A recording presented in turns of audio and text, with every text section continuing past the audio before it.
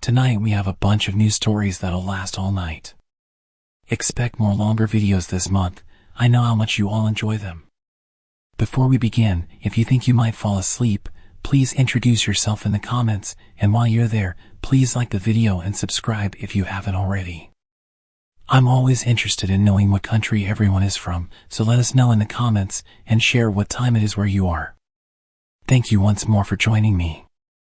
Get cozy, grab a glass of water, turn the lights off, and make sure you've locked your door. Don't forget to say hello in the comments. It's time to close your eyes.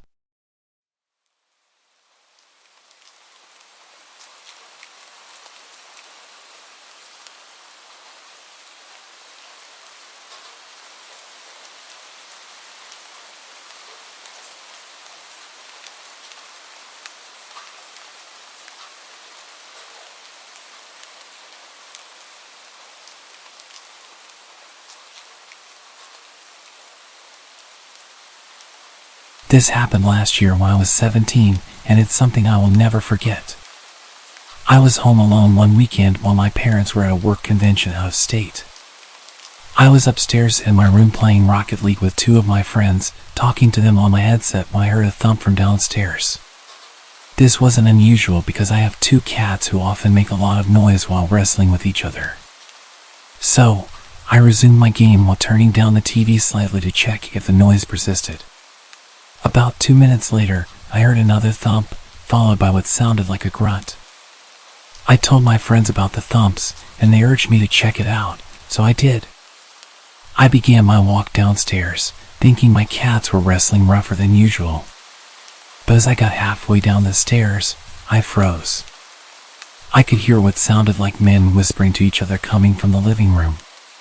Crouching down to get a small peek into the living room, I saw three large men covered in all black, walking around. I can't describe the feeling in my chest when I saw this. Slowly crawling up the stairs from my crouched position, in typical horror movie fashion, the very last step made a very loud creak. The entire house was silent now, and I knew they heard it. Thinking on my feet, I ran quietly to my room, threw on my headset, and told my friends to call the cops and send them to my house. They sounded confused and asked what was going on, but I just urged them to hurry and threw my headset on my bed. As I got to my door to close it, I heard two sets of footsteps coming up the stairs. I knew if I locked myself in my room, they would know where I was. So I closed my door and snuck over to my parents' room, purposely leaving the door open so they wouldn't think to check it. About 5 seconds later, I heard a pair of heavy boots hit the wooden upstairs floor, accompanied by another set of footsteps. They got louder as they came down the hall and stopped by my door. I heard pounding on my bedroom door, followed by a deep voice saying, "Open up," before I rammed this door down. I got chills hearing this. I made a break for my parents' bedroom window and slid it open quietly, but I must not have been quiet enough because I heard heavy boots go further down the hallway. As I was halfway through the window, a man came into view from the doorway and yelled as he ran towards me. At this point, I jumped out the window, and the man grabbed my ankles, trying to lift me back up. Luckily, I wiggled my feet enough to slip out of my shoes and onto the small roof above my back door. The man followed me out the window as the other man came to the window. I panicked and jumped off the roof, landing awkwardly on my left ankle. The commotion upstairs caused the third man, still downstairs, to spot me through the porch window and run outside to chase me down. I made it to the backyard gate, limping on one foot, before the man grabbed me and pulled me back into the yard. I tried to yell, but the man covered my mouth as the other two men climbed down from the window. All three of the men grabbed me and tried pulling me back into the house. As they got me in the house, I heard the relieving sound of police sirens pulling up. The men looked at each other and said, "Shit," before pushing me to the ground and fleeing out the back door. Limping on my one leg to the front door, I yanked it open and yelled that the men were in the backyard. 3 officers ran into the backyard while 1 officer helped me over to one of the police cars. They only caught one of the men, while the other 2 escaped over the fence. They threw the man into the other car as the officers came to question me. Shortly after, my 2 friends, whom I was playing with, pulled into the driveway on their bikes and rushed over to me to see if I was all right. I told them I was okay and thanked them for calling the police, potentially saving my life. The man that was caught was charged with burglary and attempted kidnapping. It turns out the men broke in through the basement window. I was thankful to escape with my life and only a sprained ankle that night. My lesson to all is to always follow your gut and never ignore any sound you hear while home alone.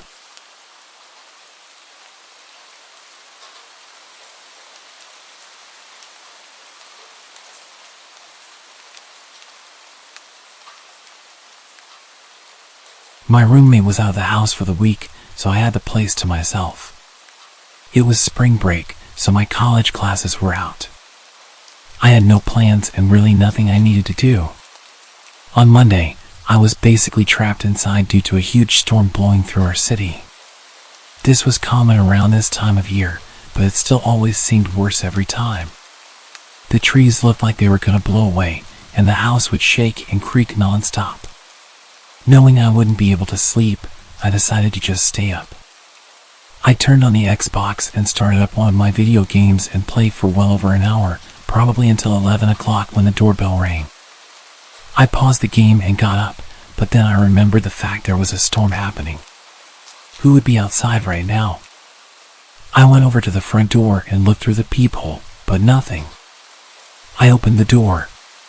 The wind and rain hit me right away, but when I looked around, I didn't see anyone. I closed the door and thought maybe the wind had somehow rung the doorbell. I don't know, it sounds dumb now, but what was I supposed to think? I went back to my game, but only a couple minutes later, I heard a huge crash in the backyard. It sounded like stuff tumbling over and breaking. I immediately knew it was our patio furniture and ran over to the back door. Everything was scattered around the yard, blowing around in the wind. I quickly put on my shoes and went outside, pushing each piece of furniture up against the back of the house. The wind was so heavy it would even hurt sometimes when the water would hit my face. I was rushing, going as fast as I could until I saw someone.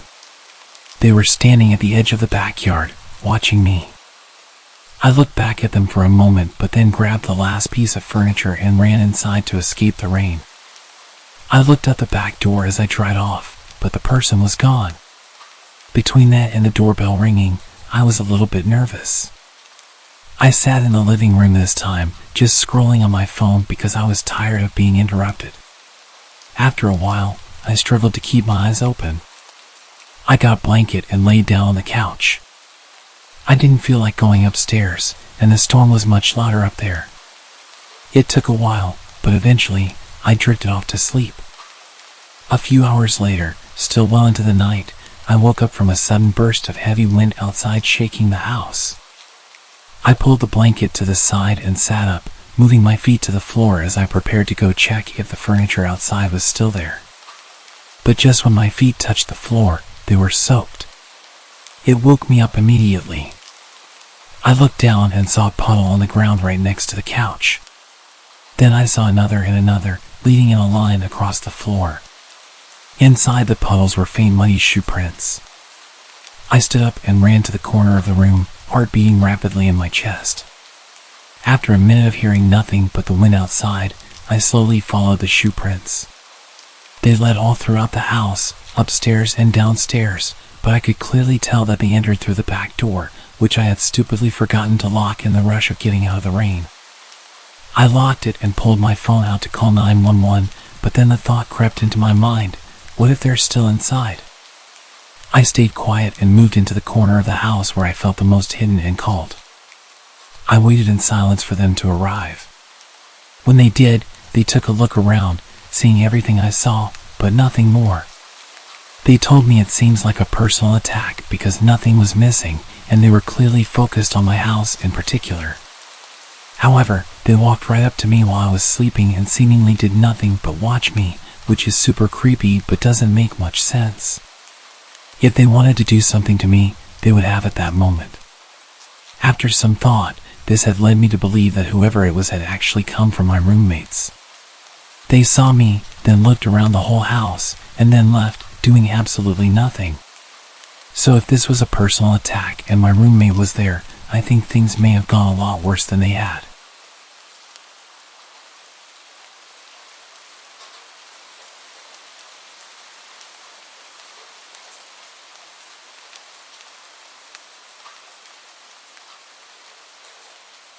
I want to share a story about the time my family's house got broken into.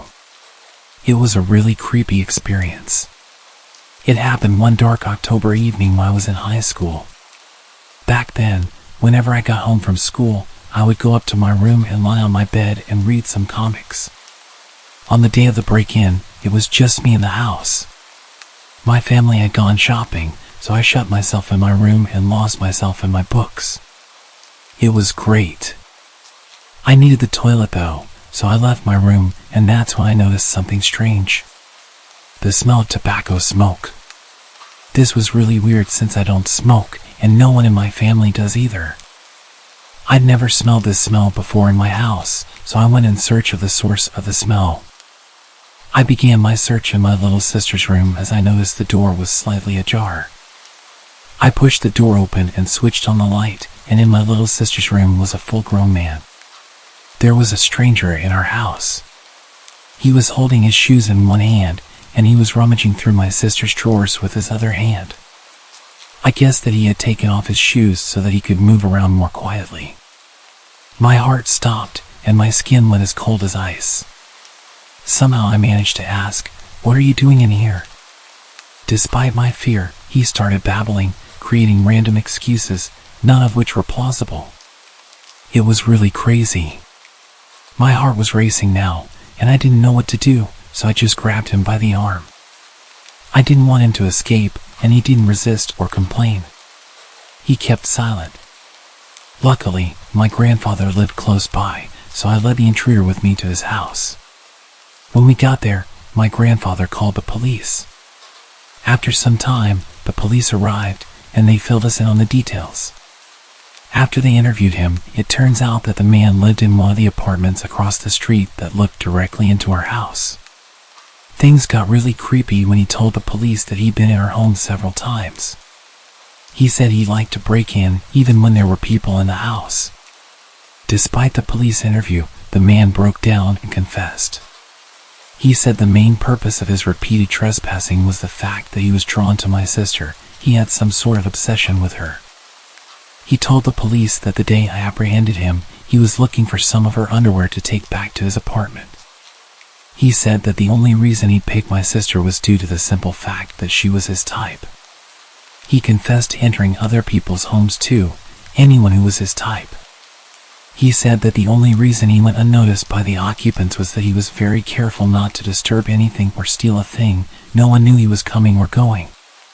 It seemed that this guy had an understanding of our family's movements, our schedules, that kind of thing. It was clear that he'd been watching our house and our family for a long time. He knew how to get in easily, must have searched for a weak point of entry. He had done this many times without being caught, and my guess was that he began to get careless, which was how I was able to catch him. I only caught him due to the cigarette smell. I can't tell you how horrifying it is to find someone standing in a dark room in your house when you're at that age. I literally have no words for how frightened I was. Of course, we threw away all of my sister's underwear. We decided to get her new clothes. I mean, how could she feel comfortable wearing anything that man had touched? I think my sister has suffered mentally with this, and it's a thing I don't speak to her about. I'm just glad I caught him. Who knows what else he might have tried doing. Maybe stealing the clothes was just the beginning. I don't want to think about it.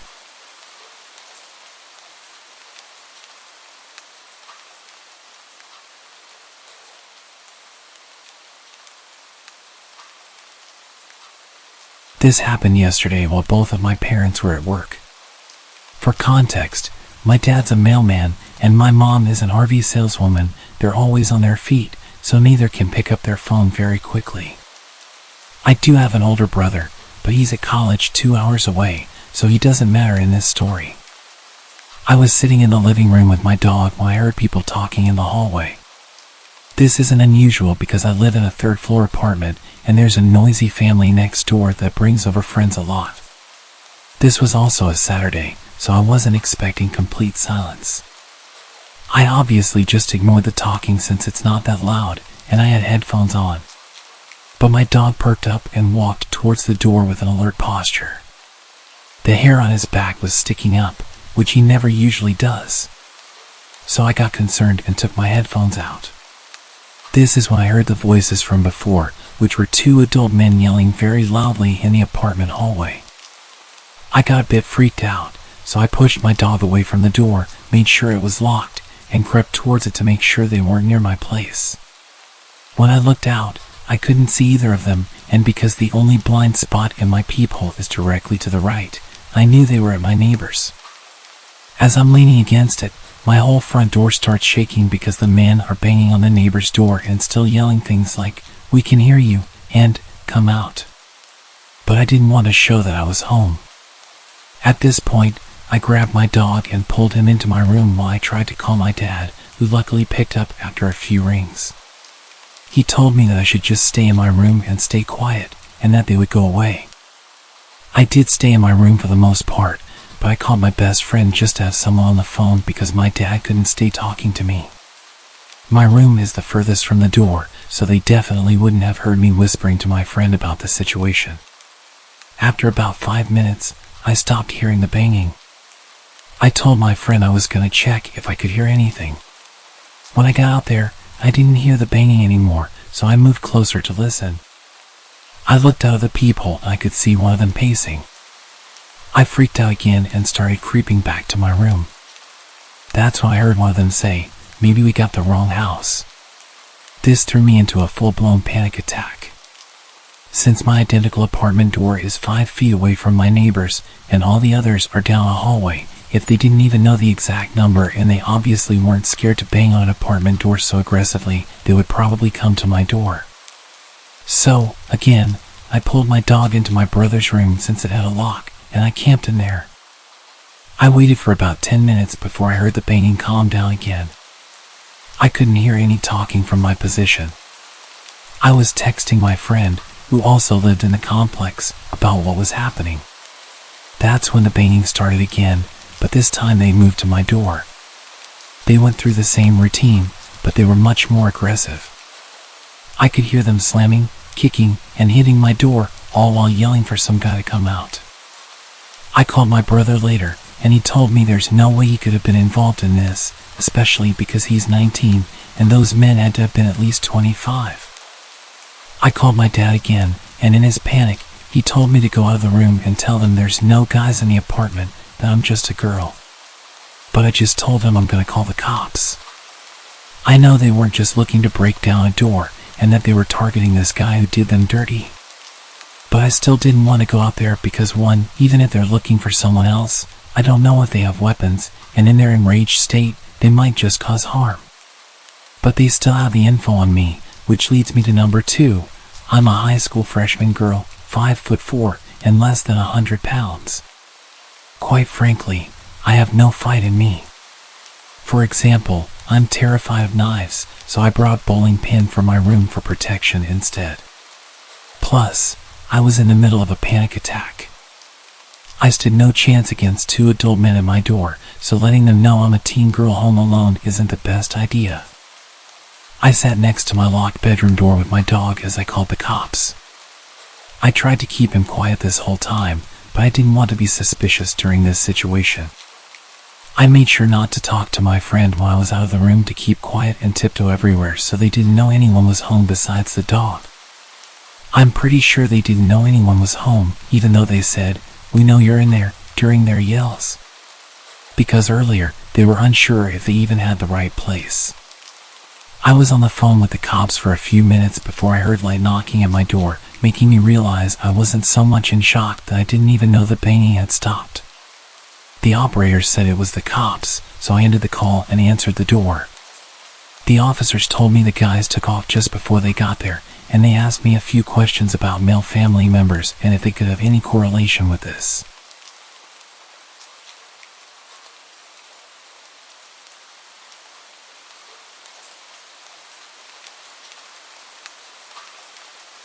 When I was 19, I was a Marine and had stupidly used my military perks to get a home loan and bought my first house.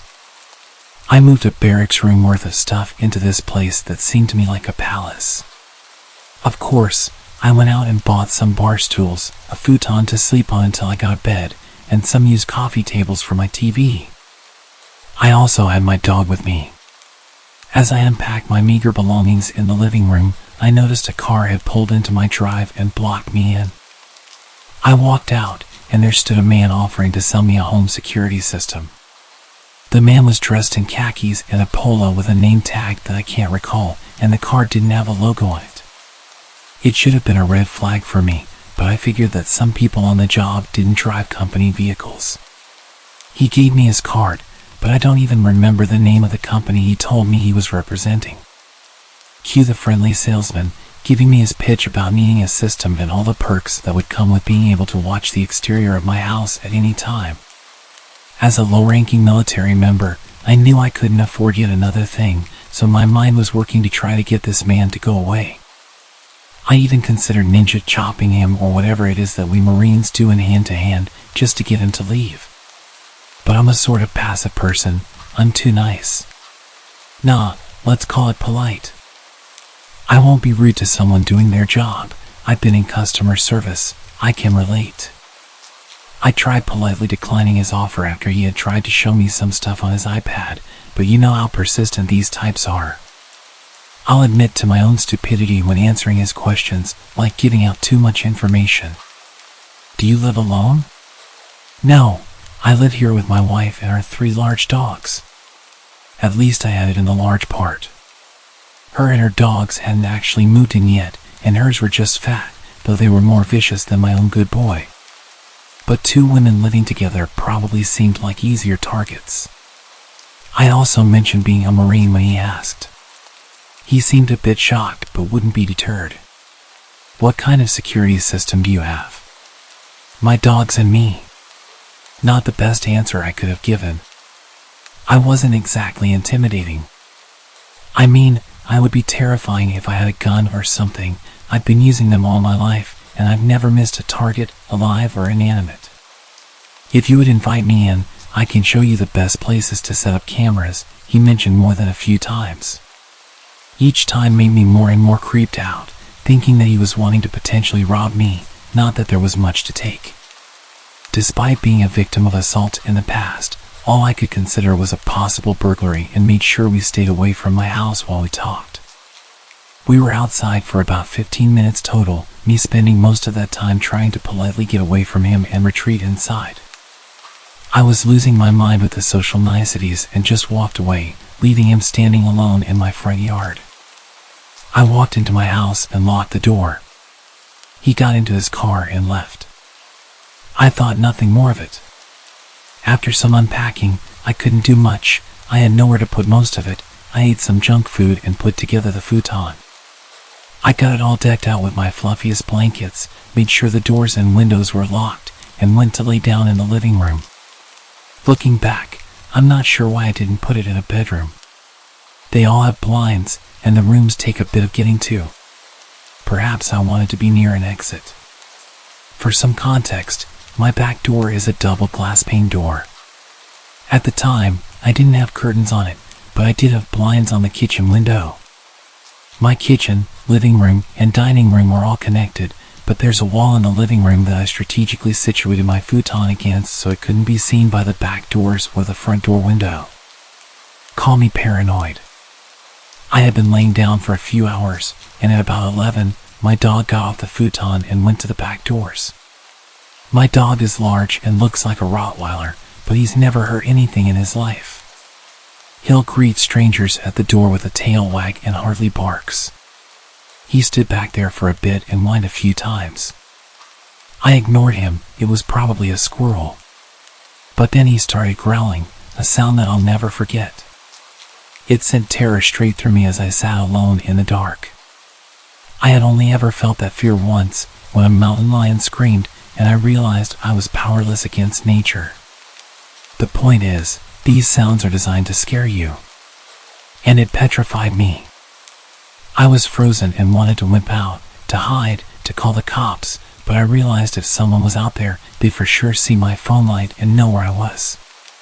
So while my dog stayed stationed at the back door, I talked myself up just enough to move off the couch and investigate, still scared out of my mind. I slunk to the kitchen and grabbed a kitchen knife, one of the only utensils I had, and crept to the kitchen window. I was squatting amongst the cabinets so that I couldn't be seen from any windows, trying to gear up to peel back the blinds.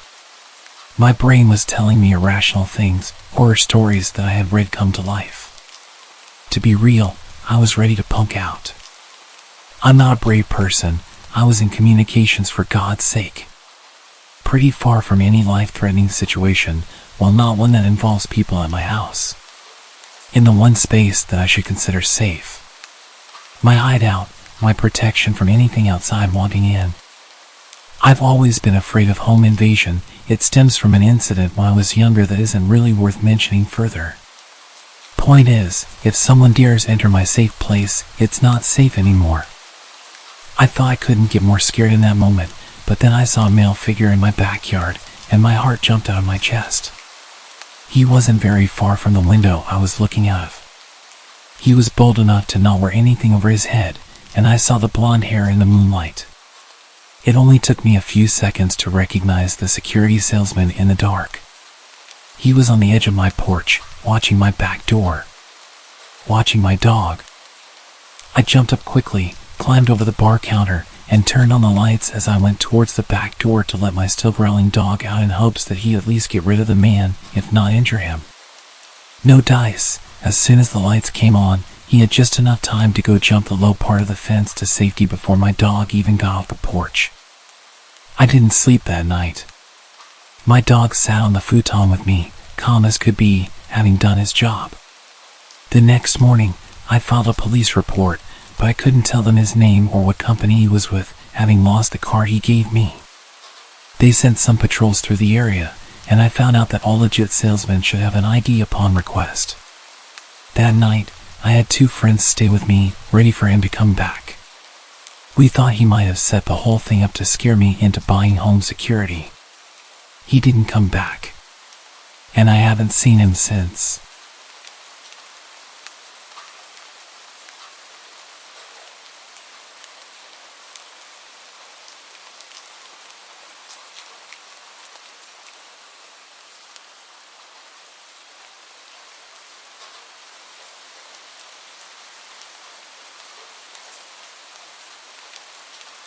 I'm currently 29, I'm a woman, and this took place when I was 14.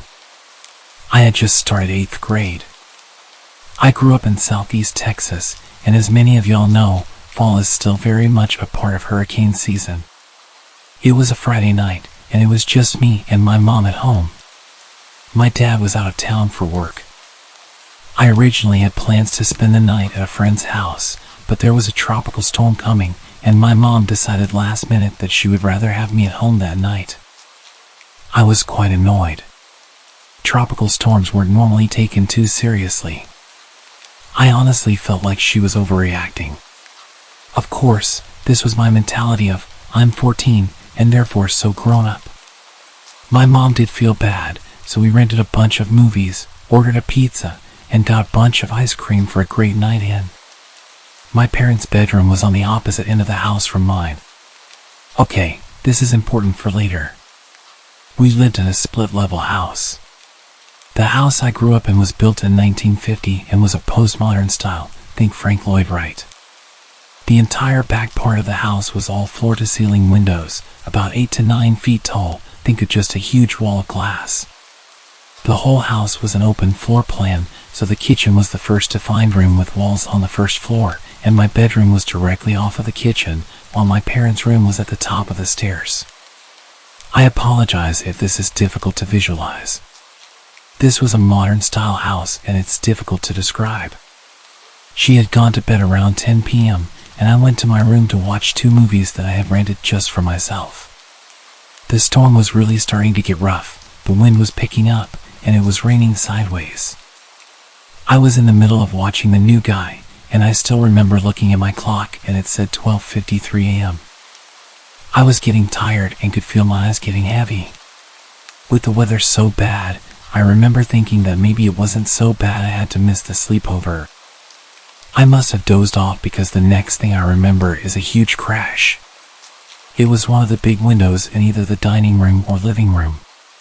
Our neighborhood was in a really wooded area, and I thought that a tree or branch had fallen in the storm and had broken the window. I left my room and went out through the kitchen. Right as I was approaching the doorway from the kitchen to the dining room, I could see my mom coming down the stairs. I saw a man standing in our dining room covered in blood. Due to where he was standing, I couldn't get to my mom.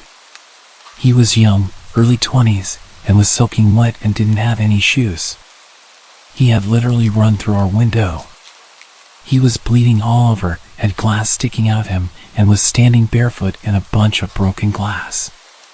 It took him a second for him to register both me and my mom, but when he did, he immediately launched into an explanation of how he was being chased by someone who wanted to kill him and we needed to call the cops.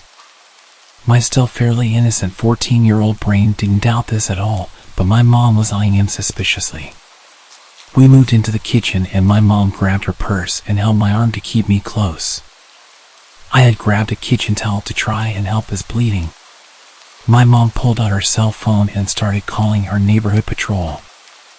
I noticed this, and so I quietly went and called the cops on our landline. We both finished our calls, and now we were just waiting. The guy couldn't sit still and kept getting up and looking through our kitchen windows and pacing back and forth. He didn't seem to notice that he was all cut up and bleeding everywhere. He starts muttering under his breath. What happens next happens really fast and becomes blurry a bit. But the doorbell rings. It was our neighborhood patrol that my mom had called. The doorbell sent the guy into a panic. He jumps up and suddenly grabs a hold of me. He has me in a chokehold, and my mom is now screaming to please let me go. He starts looking around all frantic and is pulling me through the dining room and living room toward our stairs. At some point, the bell rings again. My mom is following, still begging to let me go. He has me at the stairs, and my mom has the choice now to go to the front door to open it or follow him up the stairs. She runs for the door just as he pulls me up the last of the stairs. I hear our alarm start blaring. Normally we arm it at night, so you would need to type in the code before opening a door. He pulls me into my parents' room, but as soon as we get into the room, he drops me and starts to freak out. It was apparently all the lights. He starts smashing lamps trying to get all the lights off, screaming that they were burning him. There's a small garden off my parents' bedroom, and they have garden lights they turn on at night. He takes a chair and throws it at the glass door, trying to smash it so he can get to those lights. At least that's what it looks like. I had crawled to a corner to get away from him at this point. When he completely turns away from me to grab another chair, I make my run for it. I run down the stairs. The cops had made it into the house at this point and were at the bottom of the stairs with their guns drawn. One of them grabs my arm and pulls me out of the way once I reach the bottom and takes me outside to an ambulance and my mom. The adrenaline is coming down and it hits me what's happened, and I start shaking and can suddenly feel pain around my throat from where he'd been holding me in a chokehold. There's a lot of yelling and screaming from inside, and then maybe 10 minutes later, the cops come out with the guy in handcuffs. He sees me and tries to lunge at me, which was terrifying. I had a bruised windpipe, but was otherwise okay. I learned later that the guy was 20 years old and a chemistry major at one of the universities in town. Together with some friends, also chem students, they had made their own PCP. He had never tried PCP before and had a bad reaction. They had been driving to get some food when he first started acting paranoid and upset, and then at the drive-thru, insisted they let him out and took off. Thinking you're being chased is a common hallucination to have when you start having a bad trip. Light sensitivity is also a common side effect in general for being high. But he wasn't a bad kid. He'd never been in trouble before, was a good student, and pretty much the last person you'd think would do something like this. Our house was the only one on our street that wasn't completely fenced off, and that's how he was able to reach the back and those windows. When I got older, it really hit me just how easy it is to become that kid. I had friends who ended up being chemistry majors and also tried some of their own creations. Thankfully, the night didn't end up worse because it definitely could have gone in an entirely different direction.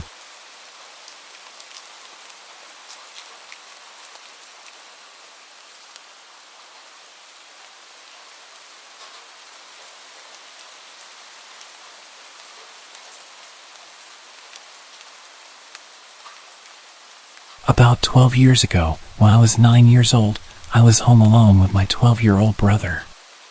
We were supposed to go to my aunt's house to have lunch and wait for my mother there. We got up at 10:30 a.m., I took a shower, and then my brother took one after I was done. After that, we were both in the bathroom brushing our teeth and finishing up when we heard someone knock on our door. Since every time someone knocked at our door they turned out to be a salesman or a Jehovah's Witness, we kind of waited for them to go away. After a couple of minutes, I went to see if they were still outside through the window, and no one was there. What a relief. We continued getting ready when we saw a shadow pass by through the bathroom window, which was kind of like a small square of frosted glass. We waited and watched just in case it was a bird flying by, when suddenly a hand hit it. We got scared. We didn't know what to do. My brother had his cell phone, so we immediately called the police. While it was ringing, we heard a loud bang at the door. Someone was trying to break it down. I don't know if they were kicking or ramming it, but it was one of the most frightening things I've ever heard. My brother told me to lock the bathroom door, so I did. They took 5 bangs before the perpetrator finally bashed the door open. The police answered. I remember the exact thing my brother said. He was whispering, his voice barely audible. "Hello, there's someone in our house, and I think they're stealing. We're at 1249 Maple Street. I'm with my little brother locked in our bathroom. Please hurry." While all this was happening, I was sitting against the wall, hugging my knees. It was one of the most nerve-wracking experiences ever. I could hear the man going through all of our stuff, emptying drawers, going up and down the stairs, opening cabinets. He even broke a few cups and plates. Then I heard the sound my cell phone makes when it turns off, and I remembered leaving it on the kitchen table. I felt so stupid for leaving it there. Things continued for a couple of minutes when we heard him trying to open the door to the bathroom. My brother got a hold of a big metal rod we had lying around there. The man started kicking the door, shouting, "Who's there?" We said nothing. Another kick, then another. I felt I was about to have an anxiety attack. My chest started to ache, I had chills, and it was really hot. I tried to remain calm, but it was just too much. After that, he stopped. We heard the door opening and then silence. We waited for almost 10 minutes before going out of the bathroom. The living room was a total mess, lots of papers and books on the floor, cabinets open, cups and plates scattered on the floor. In our mother's bedroom, the nightstand and the closet were open, and everything inside them was all over the place. Upstairs in our room, it was the same thing. In about 5 minutes, the man had gone through everything we had and left a total mess. After that, my brother called my mom, and she ordered us to go to my aunt's house as soon as possible, so we did. When we got there, I was a little more relaxed. My aunt was waiting with us with ice cream, probably because my mom had told her everything, and she wanted to calm us down a bit. We got back home at about 5 o'clock. My mom told her boss she had a home emergency, so she left early. She tidied up the house, cleaned up, and left everything the way it was before so we could be relaxed. I really appreciate her effort and my aunt's attempt to calm us down and do everything so we didn't have to think about it. According to my mom, the police got to our house after she arrived, about 3 to 4 hours after the incident. She explained everything, but because of a lack of evidence, nothing could be done. The man was never caught, and honestly, I don't think they even tried to search for him. The next few days, my mom was home with us. Now I tell the story as a funny anecdote. Luckily, no one was hurt, and he only took useless stuff, but at the time, I was really scared. To a 9-year-old, an experience like that can have serious repercussions. I'm lucky it never came to that, and I got over it after a couple of weeks.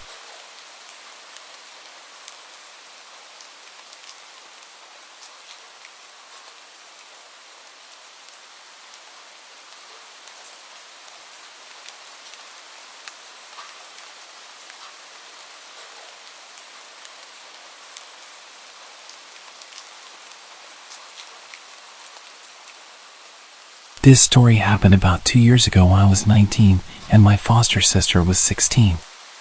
It was the summer before I was going to college, and I mostly lived with my mom and my sister except for every other weekend when I'd stay with my dad. Summers where I live can get really hot and humid, so we had a habit of walking the dogs around 7 p.m. when it would be cooler but still light outside. On this particular evening, Mom wasn't going to be home until late. She often participated in choirs, Bible studies, youth group events, and more, so it wasn't uncommon for my sister and I to be left home alone until 8 or 9 p.m.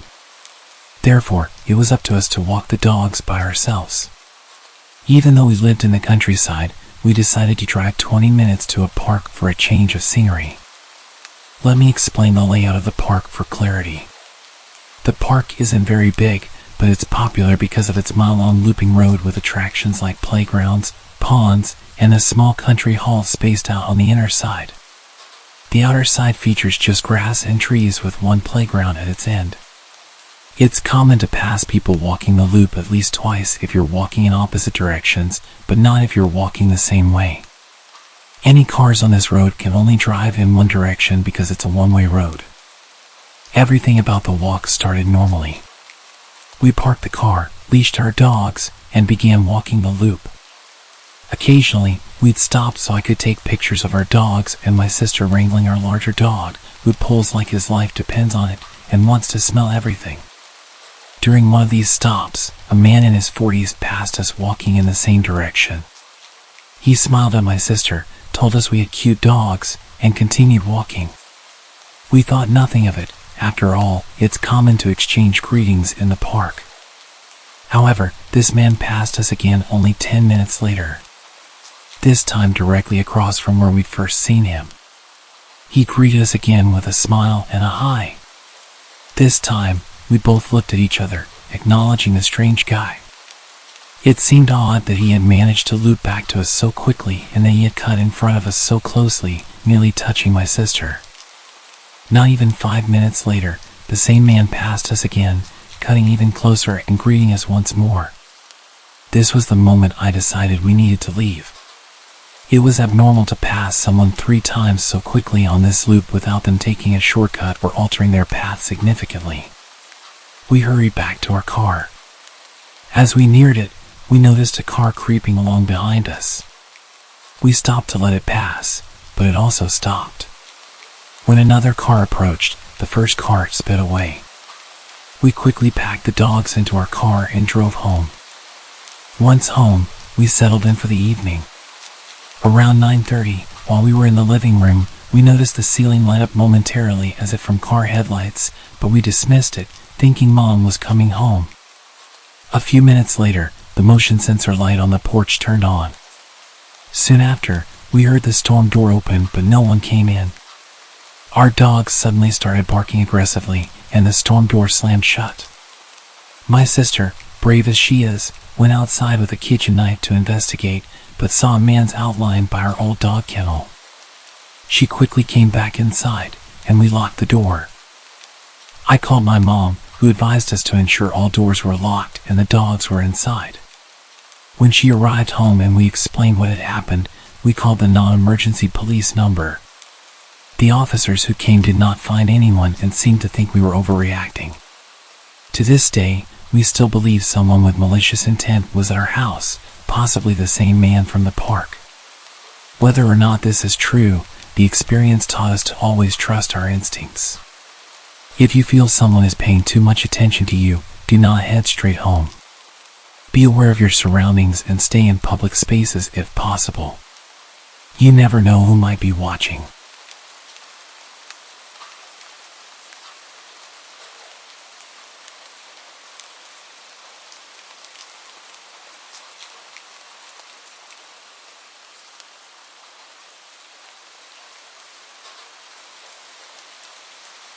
I'm a female, and this incident occurred in 2008 when I was 13 years old.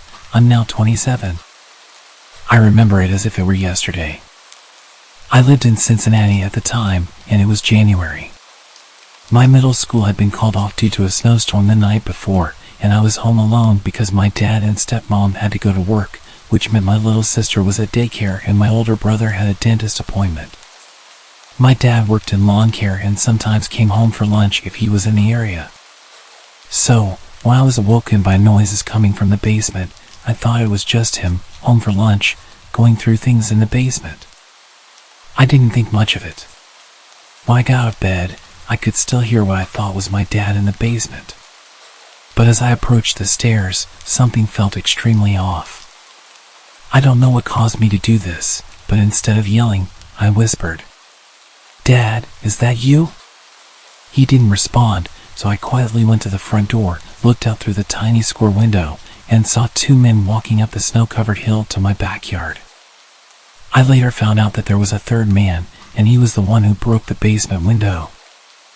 I quickly realized that the noises I heard were actually from the basement window, directly under my bed, being broken. I ran to my bedroom, immediately hopped into my closet, and called my mom. When she answered, and I told her what was happening, she called my brother to see if he would come home because I had a history of being scared to be home alone. Neither of them actually believed that there were people in the house. Before my brother got there, and right after I got off the phone with my mom, I called the cops. I don't think the dispatcher believed me at first because she asked me several times if I was sure there were people trying to enter my house. Meanwhile, the three men had already entered the house and were running up the stairs from the basement. After I told her that, I immediately noticed a change in her voice, and she told me to stay calm and asked me if I was in a safe place. I told her I was in my bedroom closet, except the door wouldn't close all the way because my room was only clean because I threw a lot of it in my closet, so I had to hold my closet door shut. The dispatcher told me to let her know what I could hear, if anything. I told her that I heard them talking to each other in the living room, but I couldn't understand what they were saying. The next thing I knew, they were breaking down the door of my dad's bedroom, which was right next to my room. Not long after that, I saw through the crack of my closet door one of the men enter my room, and a few seconds later, he walked back out, obviously realizing it was a child's bedroom and that he wasn't going to find anything worthwhile in there. A few moments later, one of the men shouted, "He's home!" And they all started running away. A bit of backstory about the house: it was fairly old. So to open all of the windows, even the basement ones, you had to crack a lever to open or close them. Unlike the glass block windows that can't be broken or seen through. Not only that, but the front door didn't open because the house had settled too much and wouldn't unlock, so the couch was in front of it. Because the front door didn't work, we used the side door to get in and out. I'm not sure why, but the side door had to be unlocked with a key from the inside of the house to be able to leave. Everybody had a key besides my little sister. That being said, the men had to leave the way they entered, with everything they were trying to steal, which was through the basement window.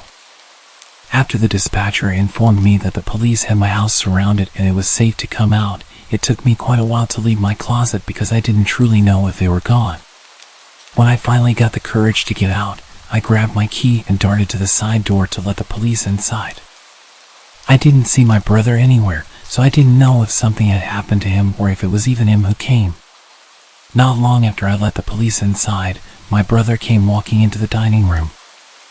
I jumped up so fast and gave him the biggest hug I'd ever given him.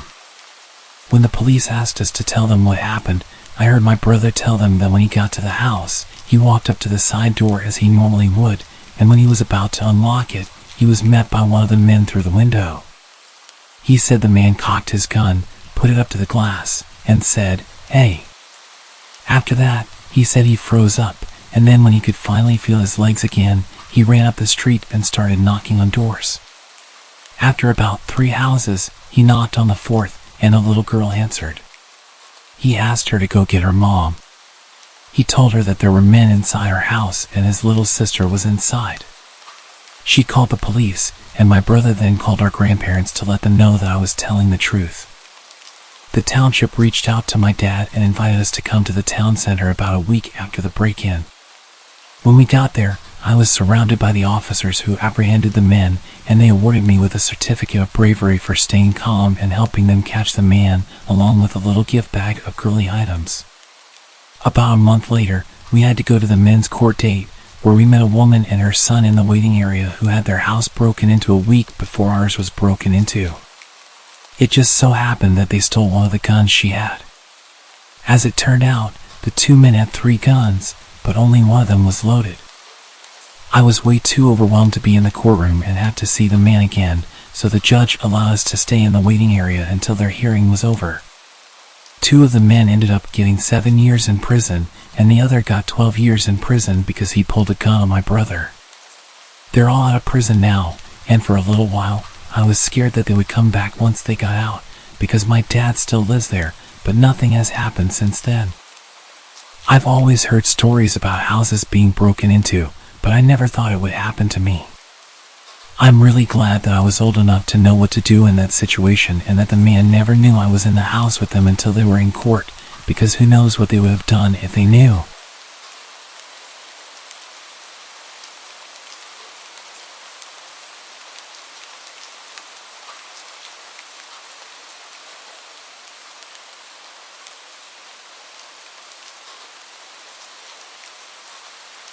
This just happened last night. I live alone with 2 cats, like a typical Redditor. This incident might sound mundane, but it was genuinely creepy in real life. I don't scare easily, for what it's worth. Anyway, there's a cat door on the rear slider which faces the woods behind my condo. The cats get supervised outside time, and I use a little nanny cam to check that they're checking in regularly, among other things. I can watch it from my computer or phone while doing stuff. I also occasionally get neighbors' cats who come in for a bite to eat. My male cat loves it, my female cat hates it. Anyway, this one gray cat comes around every few days, comes in, has a snack, I scoot him out, and it's no big deal. Well, he'd been coming around really late at night and pawing at the locked cat door. It scared me at first because it was a terrifying sound to hear in the middle of the night. I was able to figure this one out pretty easily just by listening. My cats would run to the rear slider, my female cat would hiss, the male would meow, and then I would hear something scamper away. I told myself it was just the neighbor cat coming for a midnight visit and probably just couldn't get in. Anyway, my nanny cam has automatic night vision which turns on when it's too dark. But I had the cats inside with me last night, so the cat door was locked shut, the patio light outside of the slider was turned off, and I was getting into bed just as I got under the covers. I heard the scratching, rattling sound at the locked cat door. I opened the app and definitely did not see a cat. It didn't help that the night vision makes everything look super creepy, but regardless, I was freaked out. There was a scraggly looking person hunched over on my patio, playing with the locked cat door. My female cat hissed, and he got up and laughed. I guess it could have been a she. I never saw a face and I only caught a few frames while my blood ran cold. It looked like they were wearing a loose t-shirt. I called the cops, and they had a cruiser nearby. He did a drive-through and walked the area out back. It was late, so I didn't give a statement or even meet with the officer, but I did see his flashlight as he walked the train line. Thankfully, that was the end of it. Although my cats refused to use their door for a few weeks afterwards, as if they could smell the strange intruder.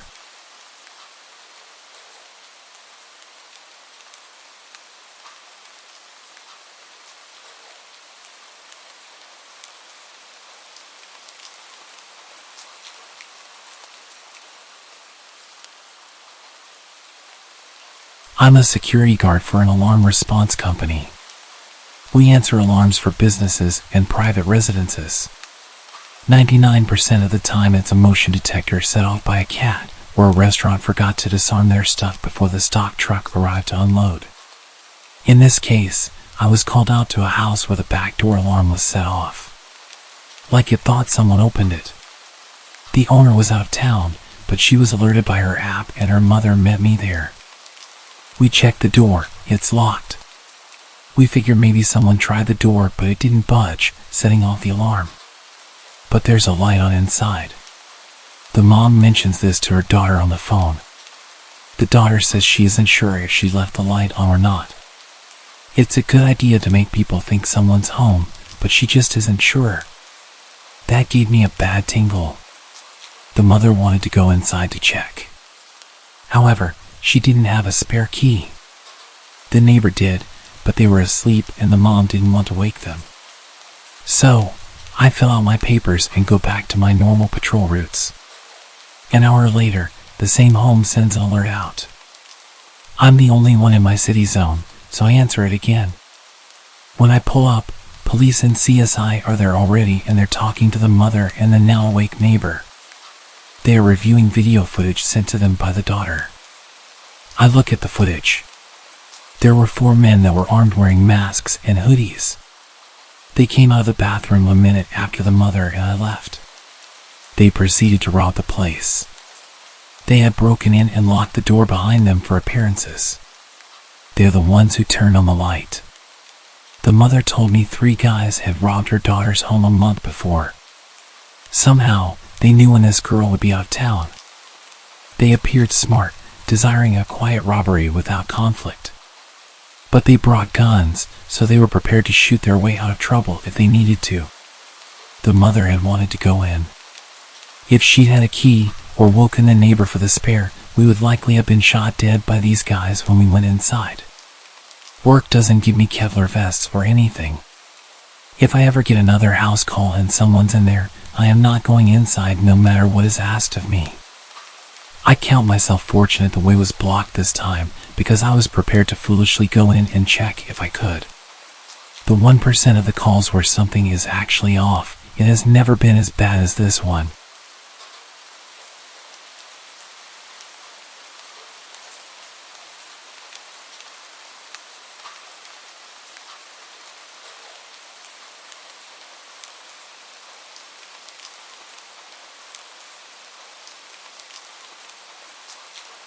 This happened back in the 80s, so it was before we had cell phones.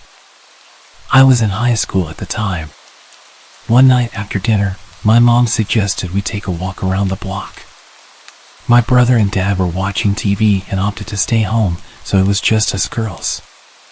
We lived on the fringes of the suburbs in a subdivision that was semi-rural. By that, I mean there were houses but no street lights or sidewalks. Everyone had septic tanks as there was no sewer service and that kind of thing. The houses were all set well back from the road and the lots were wooded. Anyway, we were walking around the block, which is about 1.5 miles in total, and we were almost back home. It was pitch black that night, there was no moon, and we had a flashlight to use as needed. Without it, you couldn't see much past a foot around you. We mainly used it as a signal if a car went by, but there wasn't really anyone around, so we had it switched off and were just walking and chatting. Just as we turned the corner onto our street, we suddenly heard footsteps behind us. This was a bit weird as we had just come from that way and hadn't seen or heard anyone walking on that street or coming down the driveways we passed. But we just figured it was some neighbor also out for a walk, and we hadn't noticed them in the dark. So I turned around to look and switched the flashlight on to see who it was. They immediately switched the flashlight on too, so I could only see their light and not the people holding it. They said nothing. We kept walking, but the footsteps behind us sped up. Now they sounded heavy, so we thought it was a man. We sped up. He sped up. I turned the flashlight back on, and he turned his on again in silence. We were too scared to call out, and now we were approaching our driveway. As we got there, I pushed my mom in front and told her to get up the driveway, which was steep and long. Once she had a start, I sprinted up after her. As I did, the footsteps veered away to the other side of the road and kept going. Nothing was ever said by this person, and normally people here wave and speak while walking or even driving by. When we got up to the house, my dad said it was probably just a neighbor, so my brother and I got into my car and drove down the road to see who it was. No one was there. We went all around the roads, and no one was walking on them. There wasn't time for him to leave the area either. It turns out it was a nasty neighbor getting off on scaring us and then ducking into a house. He bragged about it to some other neighbors who happened to be friends with my dad.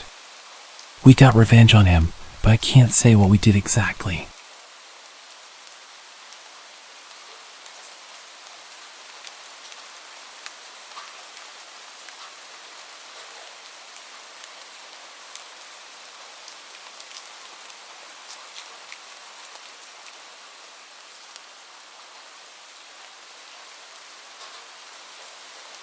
Although it might not seem like it, this incident happened quite a while back, probably over 10 years ago.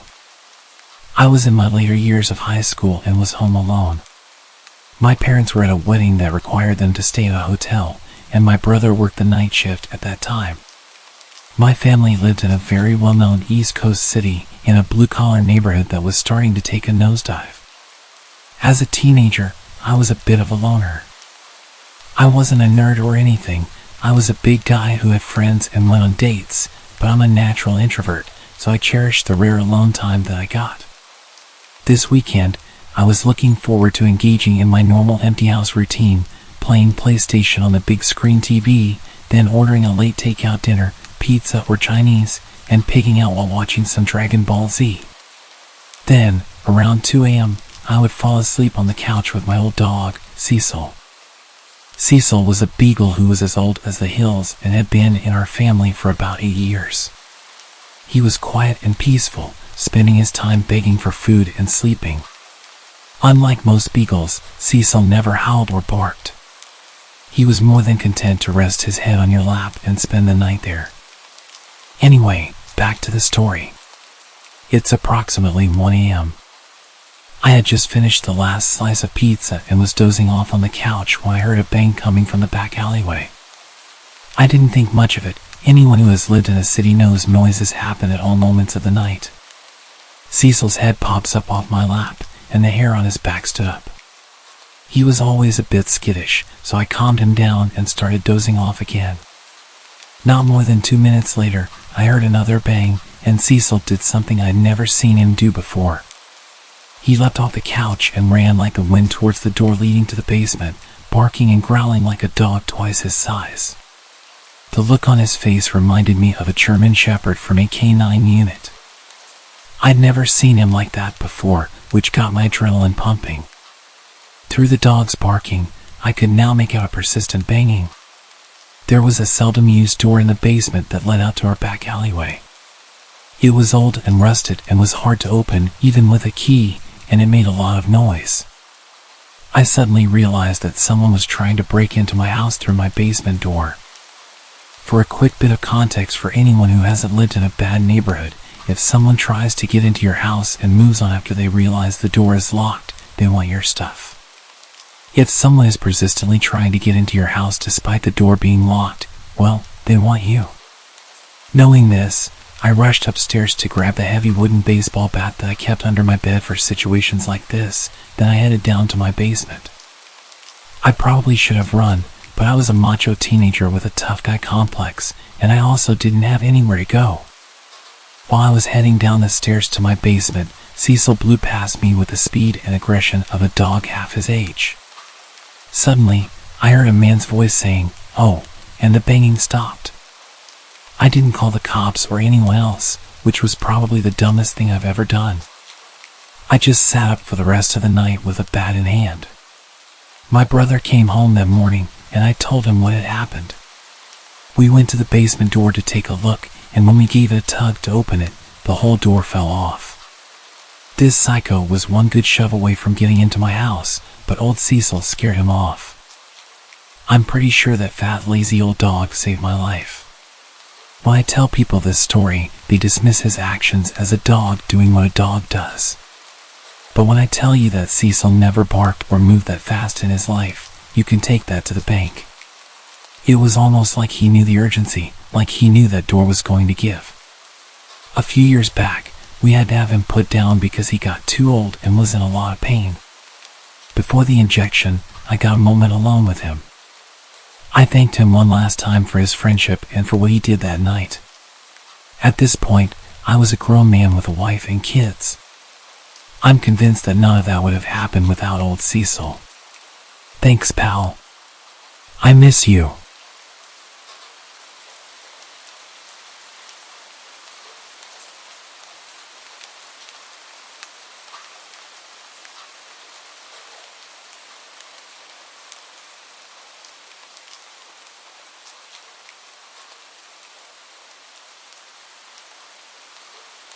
This encounter happened when I was about 10 years old.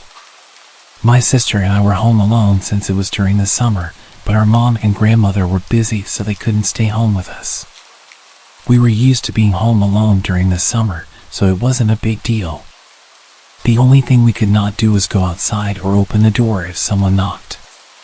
During this day, I had gotten up and started to play The Sims 2 in our kitchen. My sister was watching TV.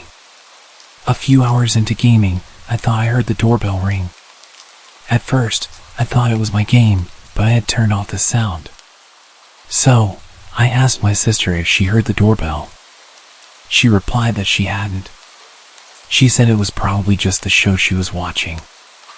I brushed it off and went back to playing my game.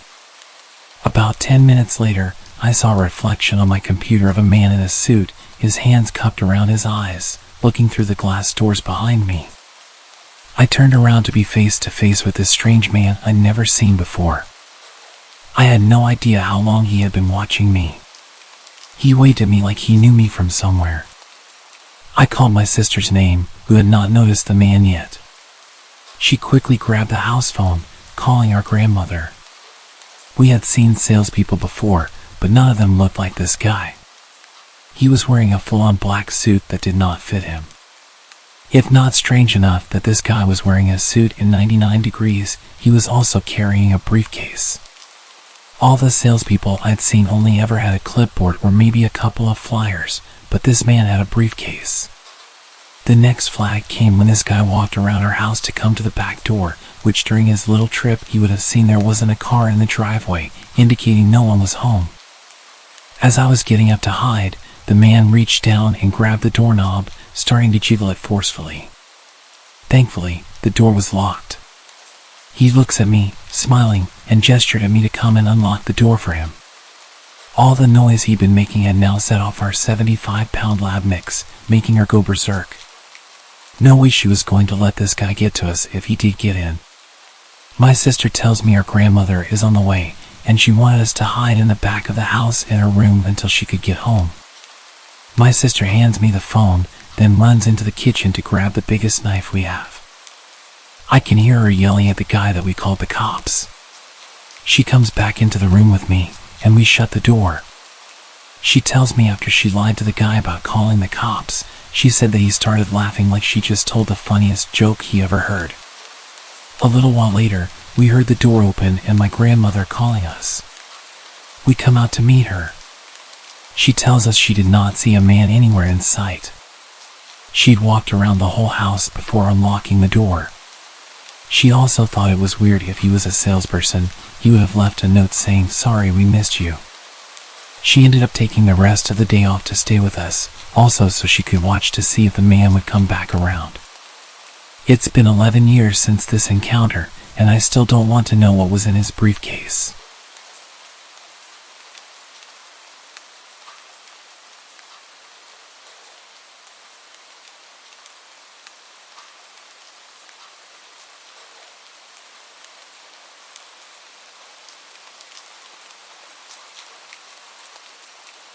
This incident occurred almost 5 years ago, shortly after I moved into my current home with my husband. It was our first week at the new house. I had just graduated from grad school and was in the process of job hunting. Our house is modest but had 2 stories, with both bedrooms and a bathroom upstairs. It's a back house facing an alley, and our landlord and his wife live in the front house. One morning, as my husband was leaving for work, he abruptly came back inside. "Did you try to remove a screen from a window downstairs?" he asked. I was puzzled and told him I hadn't. He urged me to come outside, so I quickly got dressed and followed him. To our alarm, the screen covering a large window downstairs was bent at a sharp angle, as if someone had attempted to push it up from the bottom. The most unsettling part was the clear prominent handprint on the glass, suggesting that the would-be intruder had tried to push up and open the window. Fortunately, all our downstairs windows are secured with wooden rods wedged in the top half, effectively preventing them from being opened too much. Our analog security measures had unexpectedly saved us. Additionally, we noticed another window screen slightly cut open at the corner. We immediately called the police, who came and dusted for fingerprints on the handprint, but unfortunately, it didn't lead to any developments. At the time, break-ins during the middle of the workday were not uncommon in our neighborhood, as most people would be away from their homes. However, what truly unnerved me was the realization that our would-be intruder had chosen to attempt a break-in in the middle of the night while we were both home and asleep. My car was parked right by the tampered window, clearly indicating that someone was home. It was a bold and foolish move on the intruder's part, especially since they left behind an almost perfect handprint on the window.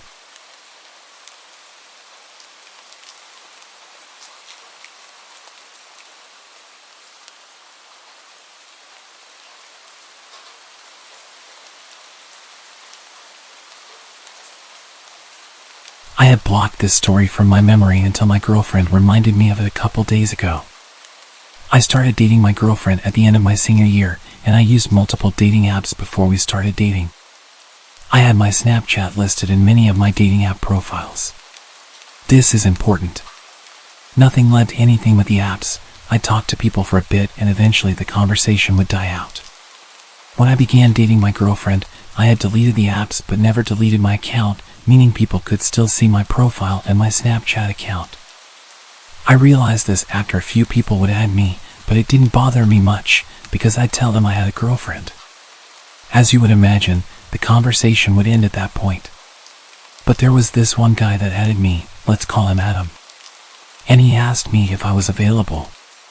Being straight, I was used to guys adding me, so I gave him the usual response. Sorry, I'm straight and I have a girlfriend. I expected him to leave me alone, but it didn't stop him. At first the messages were normal. How was your day? What did you do today? Simple stuff like that. Being the nice guy I am, I responded because I thought this guy just wanted to be friends, and having a gay friend is okay with me. Then the messages progressively got more creepy. He started asking questions about my girlfriend, and not the basic questions. As the days passed, I started to notice that Tyler's vocabulary was very similar to Adam's. I wasn't sure about it, so I didn't make any assumptions that it was him. I shared Tyler's Snapchat with my girlfriend, who added him to investigate. As soon as she added Tyler's snap, Tyler flipped out on her, confirming that it was indeed Adam. Realizing this, I blocked him again. After that, everything went quiet from Adam for about a month. I live in the suburbs of Chicago, and both my girlfriend and I live down the street from each other.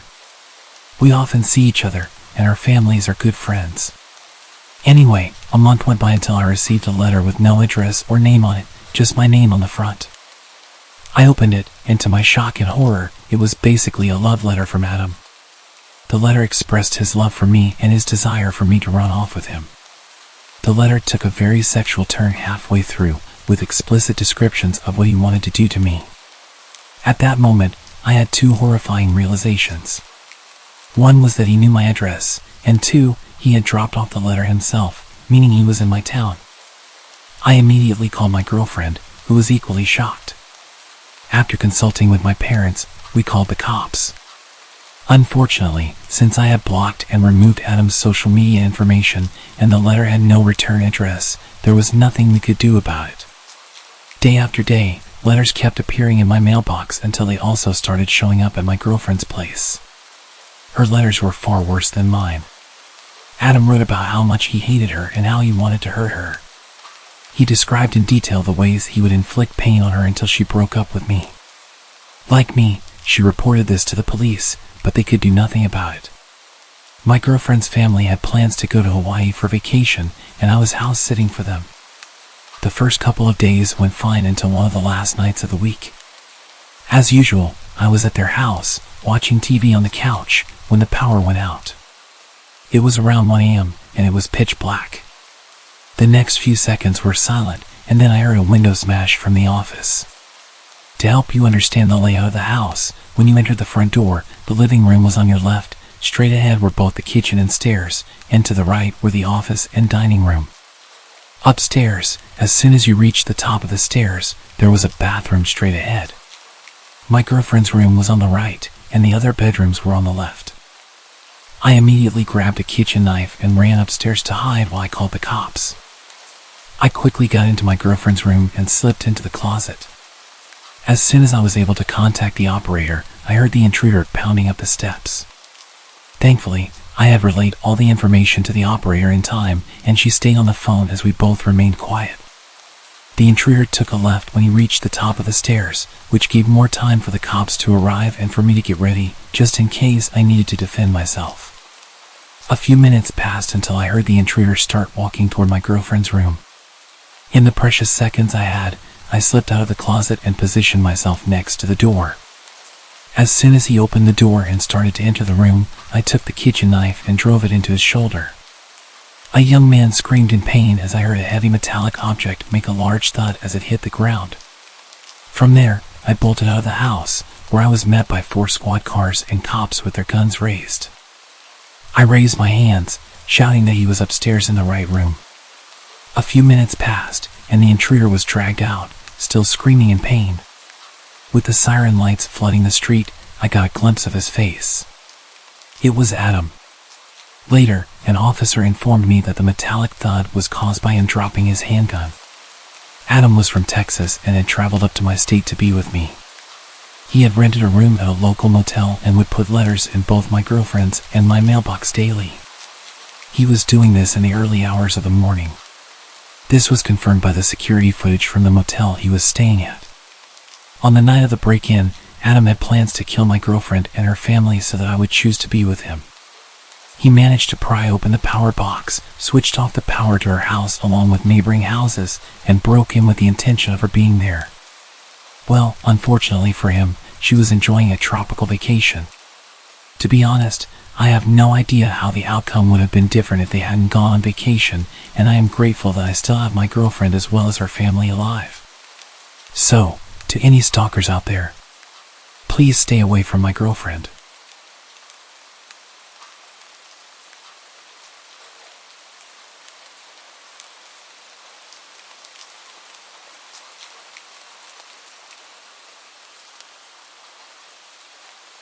About 10 years ago, I lived on my own and didn't have much company.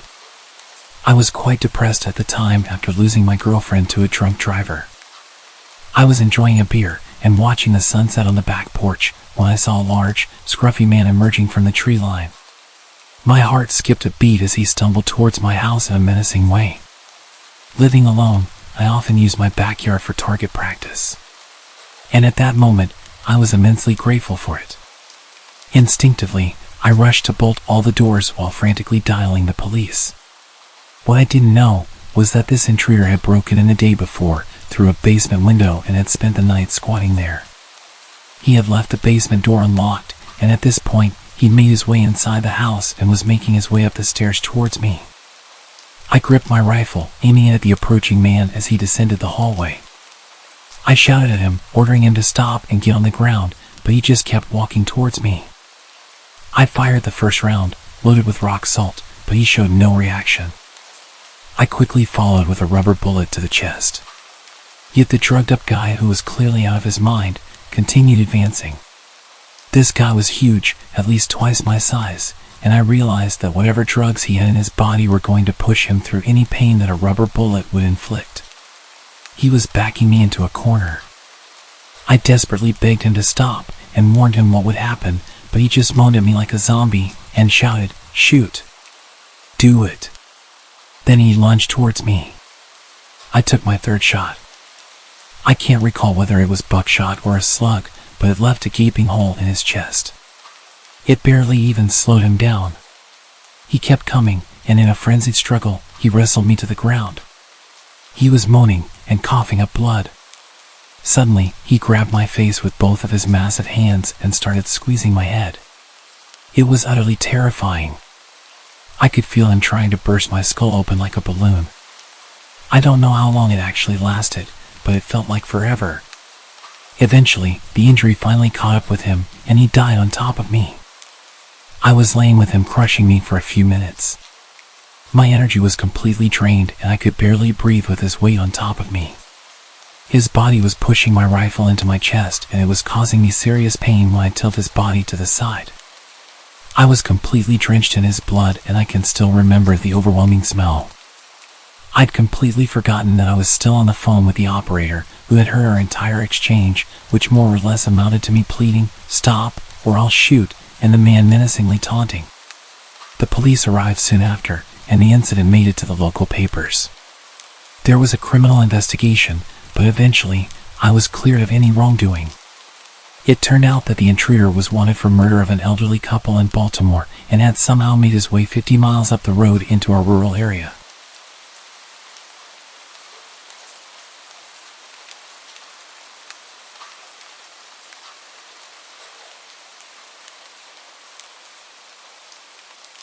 This happened to me over a decade ago, but I will never forget the feeling deep in my chest. Both that night and the next morning when the true nature of the situation became apparent. It was late December in a small Texas town. We'd just received 5 inches of snow earlier in the morning. I can't remember what time it was. All I remember is it was dark outside, and I was playing in my room. It's important to note that my room was made up of 2 parts, a mudroom with a door leading out front, then my actual bedroom.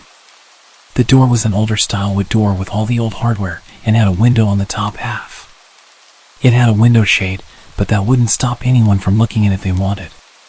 My room was the frontmost, with my parents' room being in the back of the house. Suddenly, the knob was not being gently moved, someone was turning it with force.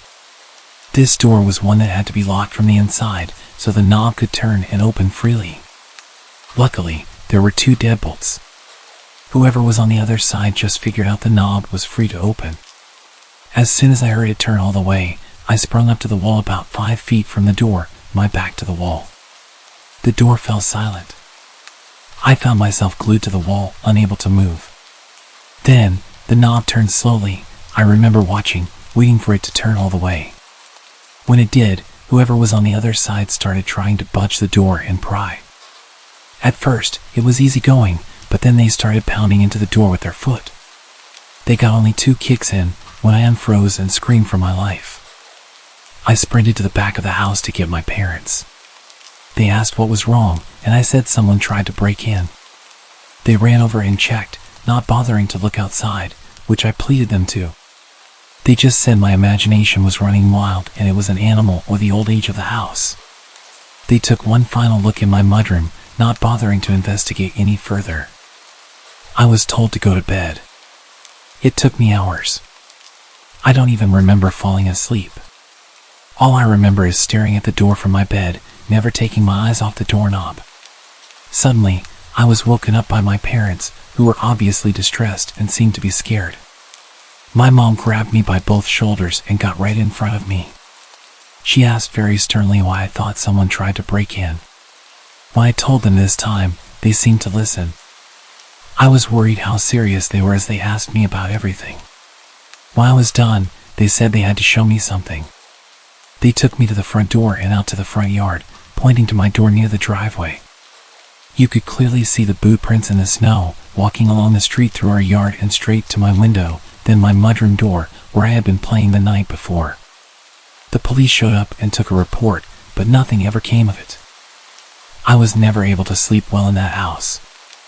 I can never forget what it felt like as a child to go through this and not have my parents believe me. I'm just glad I was not home alone and very thankful for that strong door.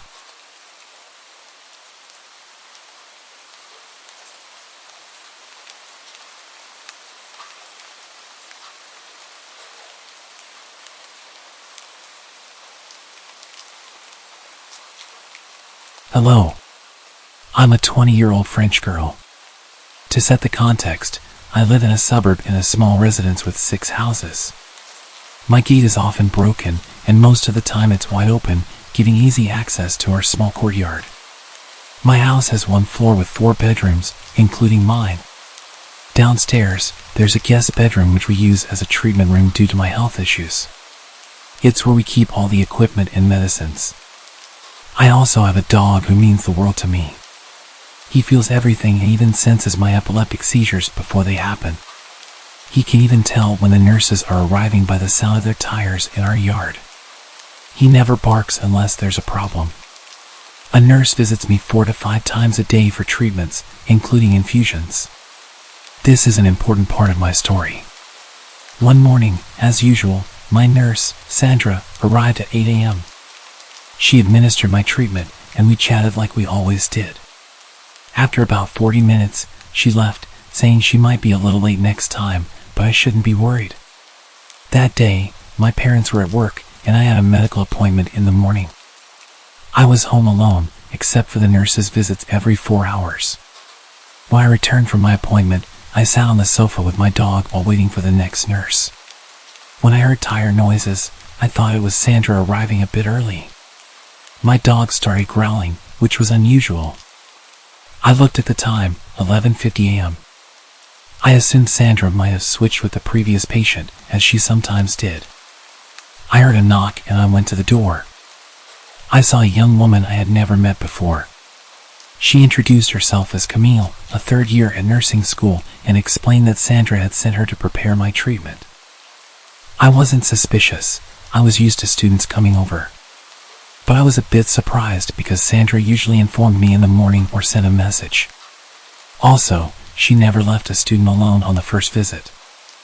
I led Camille to the treatment room and showed her the way. While she washed her hands, my dog's behavior became strange. He growled as she approached me and circled me, so I decided to leave him in the living room and close the door to keep him calm. I didn't pay much attention to what Camille was doing. I was on my phone at that moment. Then, I noticed she was preparing a syringe rather than using the pre-made saline syringe as usual. I glanced up and saw that my treatment ampoules were untouched, but I had heard the distinct sound of ampoules breaking. Something felt off. As she approached me with the syringe, I received a message from Sandra saying she'd be there in 5 minutes and asked me to start setting up the equipment. I made up an excuse, telling Camille that I needed to use the restroom and left her in the treatment room. My dog kept barking and growling. When I reached the toilet downstairs, I sent Sandra a message telling her about the woman, and she had no idea what I was talking about. I was terrified and started crying in the bathroom. Camille came to check on me and asked if everything was okay. I assured her it was, and that's when I heard the front door slam shut. 2 minutes later, it reopened, and I heard Sandra's voice. I left the bathroom, still crying, and Sandra asked me what had happened. I explained the situation and showed her the treatment room. We called the police, who arrived, examined the evidence, and took samples from the syringe and other items prepared by Camille. The test results were shocking. The syringe contained a paralyzing substance, enough to paralyze a 120 kilograms man, and the IV contained a highly concentrated medicine that could have stopped anyone's heart. To this day, we don't know who Camille really was. Thankfully, I never heard from her again. She had stolen all my opioids but left my tablet and computer untouched. Looking back, I realized my dog had sensed Camille's ill intentions. I should have been more vigilant, especially since she was a stranger and on her own. My treatments are far from simple. I often wonder what could have happened if I hadn't checked my phone that day.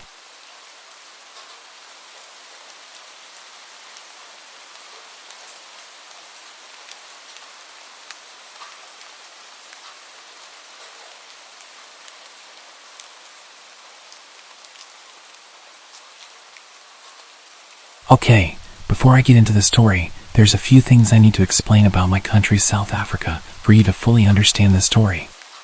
In South Africa, it's normal to have high brick walls with electric gates, electric fences, and alarms. The crime here is hectic. It's also pretty normal to have big gardens. My family and I are big animal lovers, so at the time we had 6 dogs. 2 Shar-Peis, 2 German short-haired pointers, and 2 dachshunds. With that being said, our dogs roam freely around the garden as it's obviously enclosed. We usually leave the veranda door open during the day for them to do their thing. Another thing about South Africa, it's normal to have a live-in maid and a gardener. Like, the average family usually employs them. It's not only for wealthy people, which seems to be a thing in other countries. For the story, our maid is Ellie and our gardener is Vince. So this happened in 2007 while I was 9 years old. My older brother was 10 and we had just gotten our first cell phones that day. My dad surprised us after work. You may think we were quite young to have phones, but it was used for emergencies or to communicate with our parents. Anyways, it's an important piece of info for the story. We don't usually leave our veranda door open at night due to security reasons, but I remember it being a hot summer night that night. So of course, this night of all nights, the veranda door was wide open and the dogs were doing their thing in the garden. My brother and I were in my parents' room setting up our new cell phones, all excited. Ellie's daughter, who was 18, was like an older sister to us, and she was helping my brother and I. My dad was somewhere in the house and my mom was in the bath. I specifically remember the maid's daughter making a comment about how the dogs would not shut up and how annoying it was. That's why I noticed it as well. Sure, they bark, but it was usually the dachshunds that yapped when the bigger dogs just chilled. Plus, it would only happen for a few minutes, then they'd get over it. Something was different that night, as even the bigger dogs were barking non-stop. My dad appeared in our room and mentioned to us that he'd also noticed the dog's incessant barking and he was going to check if everything was okay. No alarm bells went off in my head, and I don't believe my dad thought anything was amiss either, because my brother asked to investigate with him and my dad agreed. I was obviously too engrossed in my new Sony Ericsson. My dad said he had a terrible feeling because of this and because of how out of character the dogs were acting. He called after them. They'd usually come running, but tonight they all seemed to just look at him. They then turned back around and continued going crazy at this dark corner down the steps. My dad told my brother to go back inside the house and get a torch, sort of using it as an excuse for my brother not to come with him because of this off feeling. When my brother went back inside, my dad slowly approached the steps. He noticed how the dogs seemed to be snapping at whatever it was, hiding just out of view in the darkness. As he got to the steps, he noticed the lamp was smashed. Confused, he inched to the steps, and just as he realized what was happening, it was too late. My dad, being an ex-vet and avid hunter, felt something cold against his temple and immediately knew it was a gun. 4 men in balaclavas stepped out of the darkness, all armed. Shocked, he stood frozen on the steps. The man holding the gun to his head was instantly aggressive and asked him where my brother was. He said that he saw my dad come out with my brother, but my brother went back into the house. My dad said something came over him, and before he knew what he was saying, he responded by saying, "He's gone inside to press the panic button." As he said it, he saw how all of these guys started to panic. They started speaking in an African language called Zulu, assuming my dad couldn't understand because it's not common for white people to speak it. But my dad had actually grown up on a farm where he learned it fluently because of the farm workers. The aggressive guy holding the gun said, in Zulu, "Shit. The cops will be here any minute. Let's just kill this guy, grab what we can, and leave." The others seemed apprehensive, and a smaller guy seemed really on edge and continued to say how he can't go back to jail again. And they need to get out of there before the cops show, which would be any minute. He was panicking. My dad then took advantage of this guy's fear. My dad interrupted them, speaking English, pretending to not understand what they're saying, and said that we usually have armed response vehicles that drove in our area, and since my brother pushed the panic button so long ago, they'll probably be here any second. And that did the trick. My dad watched as their plan unraveled before them. The smaller, scared guys started freaking out all the other guys, saying that they need to leave ASAP, or else they'd be caught. He seemed to make the others more nervous and lose confidence until they started full-on bickering amongst themselves. Their plan was slowly turning to shit, as a third guy had put it. The aggressive guy pointing the gun to my dad's head slowly lowered it as they started fighting, losing focus on my dad and shifting his focus onto his crew. My dad then used this as an opportunity to slowly back up the steps and turn to dart towards the house. As luck would have it, as my dad ran into the veranda door, my oblivious brother was heading out with a torch. My dad scooped him up under his arm and sprinted into the house, not even closing the door behind him. Silly, but I think he just wanted to get my brother inside as quick as possible without even thinking. The maid's daughter and I were obviously also oblivious to everything when my dad rushed through the bedroom door, slammed it shut, and told us to go upstairs into the attic. There's 5 guys outside with guns. They're here to hurt us. Get upstairs now. My heart sank. I remember my body automatically responding and me sprinting to the stairs. My mom ran out of the bathroom in a towel, not too far behind. We sat there in the darkness and silence. I swear you could hear a pin drop. I think we were all just waiting to hear something below us in the rooms. My mom cursed, saying she didn't have a phone, and neither did my dad. But as luck would have it, in my hand was my brand new Sony Ericsson. No better emergency to use it than now, right? My mom dials the police, and I kid you not, when they asked where we lived, they told us it wasn't in their jurisdiction. Sorry. Click. The line goes dead. We're now not only shitting ourselves, but we're flabbergasted. My mom starts cursing like a sailor again, and that's when my dad realizes, damn. He didn't close the veranda door, and what about Ellie and Vince, who are in their rooms, blissfully unaware of the danger they're in? He gets his firearm in the safe in the attic and tells us that whatever we hear, to not come downstairs. To stay hidden no matter what. Now I'm sobbing, begging my dad not to leave us, but he tells us he has to go get the others before something bad happens to them. Now there's even more tears, as reality hits that there's 2 other people still in danger. The maid's daughter is understandably in hysterics, because she's also fearing for her mom downstairs. My dad disappears and the air is thick with tension. We can still hear the dogs going crazy, indicating that those men were still on our property. My mom then calls another number, the armed security that drives around the area, and they say they'll be over in about 10 to 15 minutes. They say to wait and stay hidden until they ring our bell at the gate. We all wait in silence, fearing that we'll hear a gunshot or anything indicating these men are in our house. But there was just silence.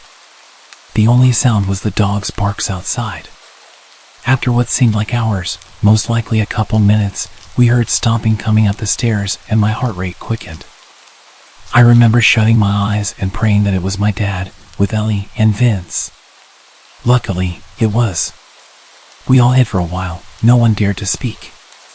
The dogs seemed to have calmed down considerably, but were still barking every now and then. The gate intercom rang and my dad told us to wait while he checked if it was the security company, and sure enough, it was. He opened up and the nightmare was over. I remember standing up and my knees buckling from the adrenaline my body endured. The armed security somehow notified the right police for our jurisdiction, and everyone investigated the garden. They found that there were actually 7 pairs of footprints and that these guys had bent the spikes on our wall and just climbed over. We got an electric fence shortly after. So there must have been 2 other guys hiding in the shadows that my dad hadn't seen. Which is actually creepy in its own right. South Africa's violent crime is quite bad, and it's sickeningly common for torture and other terrible things to happen during home invasions. I was obviously so young at the time, I didn't know the horrors of the world and was just scared of my family getting hurt. Now that I'm older, just the thought of 4 women being in the house, and my mom being in nothing but a bath towel, gives me the chills to this day. The cops said the fact that there were so many guys, instead of like 1 to 3, indicates that these guys possibly had sinister intentions. Thank goodness nothing happened to my family, and I'm forever thankful for my dad's quick thinking regarding the panic button. Also, I'm so glad my dad understands Zulu and could manipulate the situation to benefit us. Lastly, my family will forever be in debt to our good boys and girls that warned us that night. A terrifying and life-changing outcome would have 100% happened had it not been for our incredible dogs. From that day onwards, my dad always gave them leftover rice or meat with their dinner. I'm sure there was a special place in heaven reserved for you angels.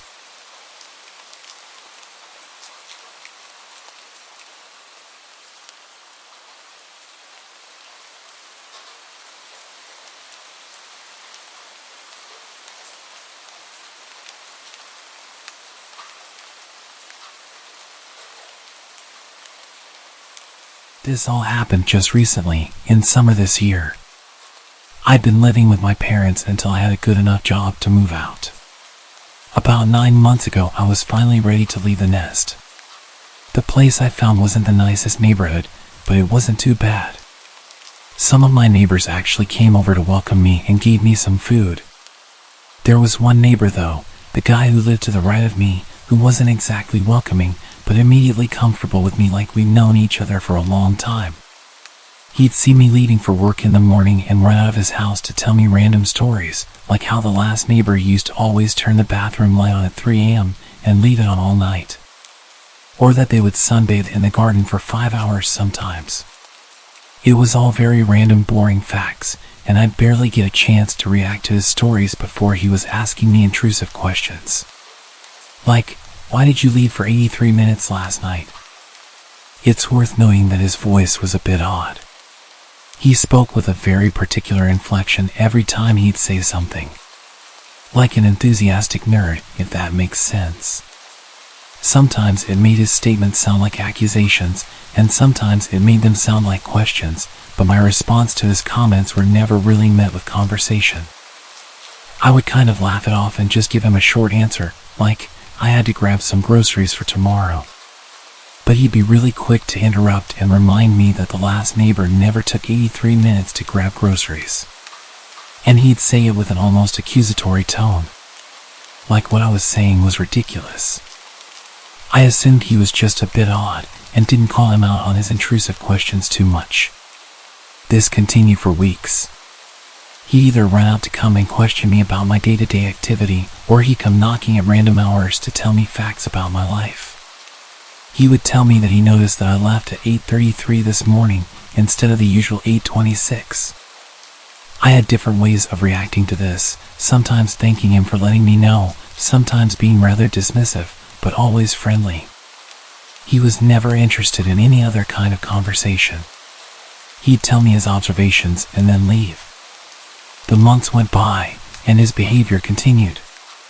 Almost every day he'd stop me in the morning or come knocking to tell me something about his observations. He seemed harmless, so I just let him do his thing. One evening while I was going for drinks across the road, I asked my neighbor if she ever had any issues with him. She paused almost immediately and looked at me with a serious expression. What happened? She seemed really worried when she asked me. I explained to her that he would approach me constantly to tell me that he'd seen me turning on specific lights in the house at night, or that he'd point out changes in my usual routine. Nothing terrifying, but still creepy. At this point, she turned the music off and put her glass down. You need to be careful around him. She seemed disturbed, like I'd triggered a repressed memory. The people who lived in that house before you were so sweet. I can't prove it, but I know that they're gone because of him. Gone? What did she mean gone? I pushed her to tell me more, but she apologized and turned the music back on and changed the subject, ending the conversation. She did stop at one point to just make sure I locked my doors and not to invite him in at any point. That night, as I made my way back home, I watched his house closely as I crossed the road. It was noticeably dark. I never really paid it much attention, but I don't think I ever saw his lights on after dark. Whereas every other house on the street had at least a few lights in different rooms. I got to my door and paused. I looked towards his house one more time. I saw exactly what I was hoping not to. A glimpse of light. He was peeking at me. How long had he been watching the neighbor's house to know that I was over there? Was this all he did? Watch me? I went inside and remembered what my neighbors said. How often did I not even think about locking the door? Honestly, I think most nights I wouldn't even check. I clicked the lock and made my way to the back door. I took the key from the side and made sure it was locked. I put the key back in its usual place and made my way upstairs. As I dressed down into my underwear and made my way under my covers, I reached over it and turned off the lamp. It had been a long night, so I started to drift off quite fast.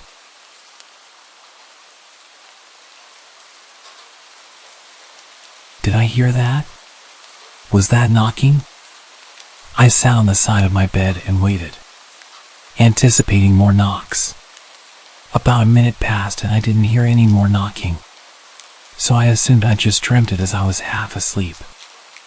I lay back onto my bed and closed my eyes once again.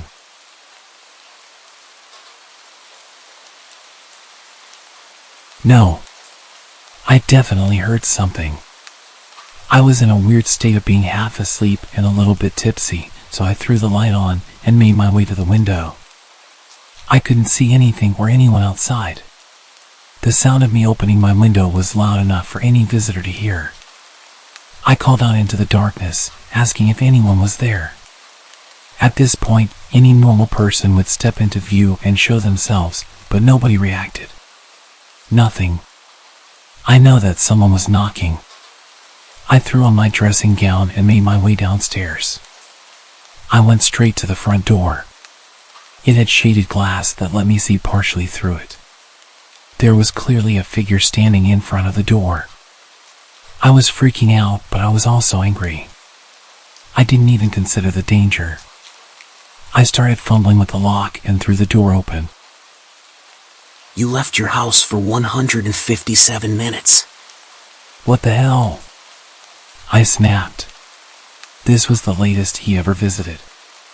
Everything about his behavior had really annoyed me. The fact that I called out of the window and he didn't respond, and instead stood with his nose practically touching my front door. Why did you feel the need to tell me that? At this late in the night. I was falling asleep.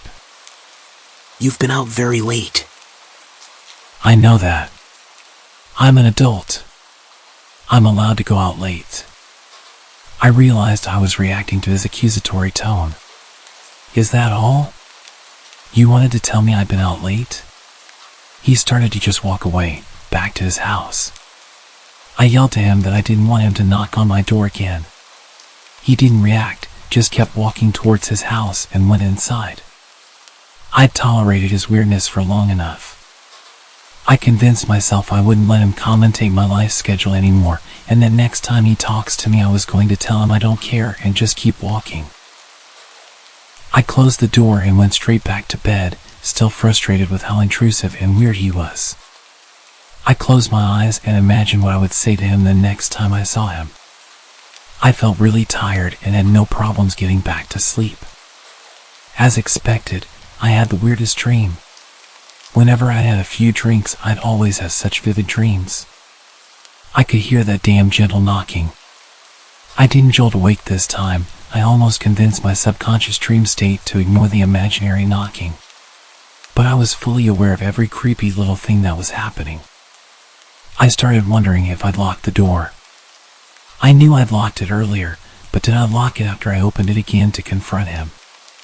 I couldn't remember. I hated how realistic my dreams were.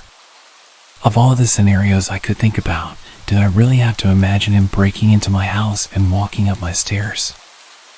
I feel like I'd never been so consciously aware during any of my dreams. I was dreaming that I was locked in place, sleeping on my side, with my back to the door. His breathing sounded so real. If it wasn't for the alcohol in my system, I would have definitely woken up. This was by far the creepiest dream I ever had. I dreamt that he was climbing into bed with me, wrapping his arm around my waist and playing with my hair. I felt absolutely disgusted, but the soft touches also felt relaxing and pushed me deeper into the dream. I was urging myself to wake up at this point. My mind kept racing back to the thought that I actually hadn't locked the door. I needed to get up. His breathing was so intense. It felt so real. His touch felt real. This was unlike any dream I'd ever had. I was urging myself to wake up. I felt paralyzed. Wake up. Wake the hell up. My eyes finally opened and I could still feel his touch. Why didn't you lock the door? I jumped up. His voice immediately jolted me awake.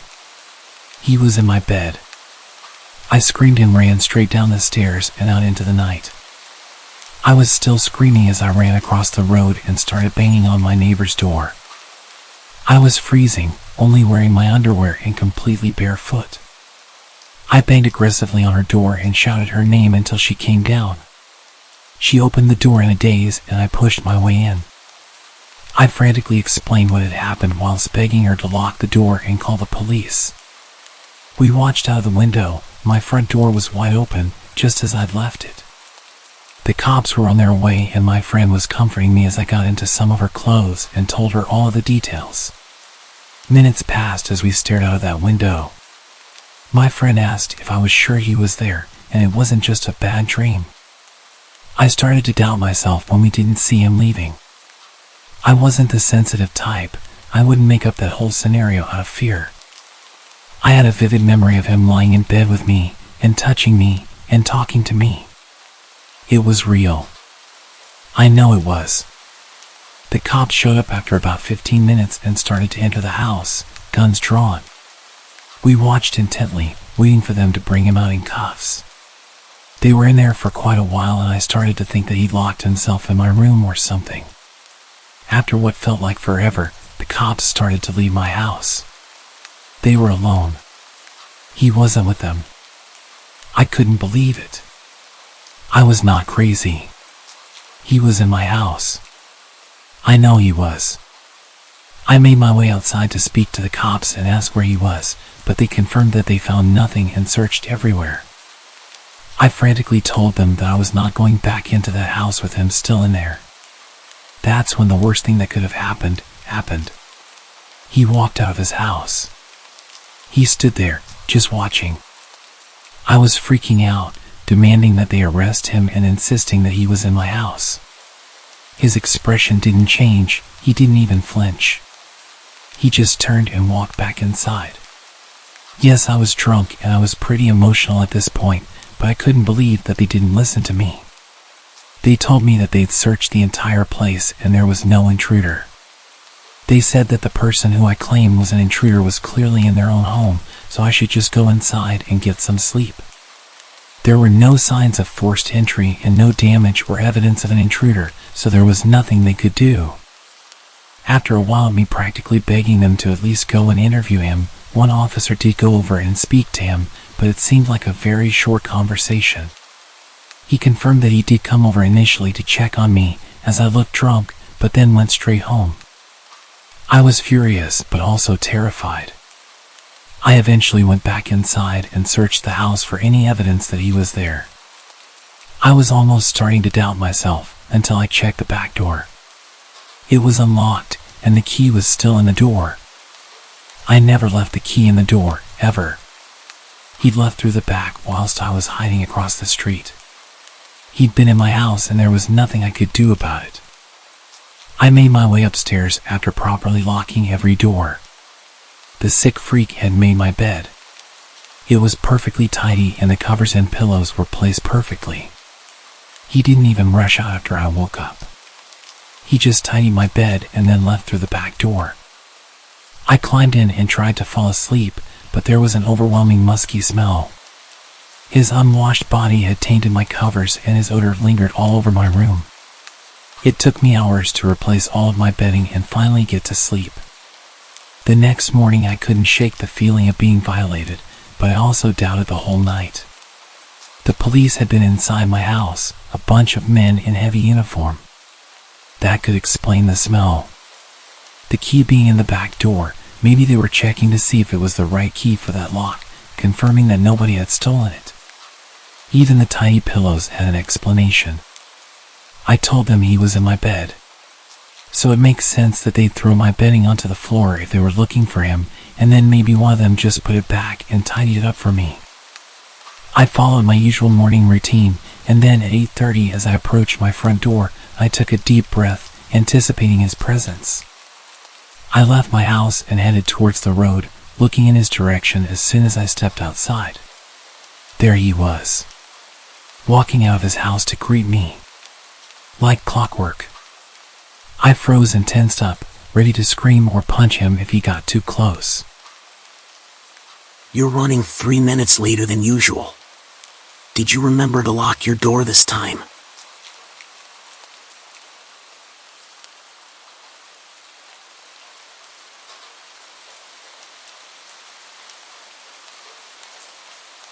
When I was 12, we had this neighbor. She was an elderly woman, but she was surprisingly active.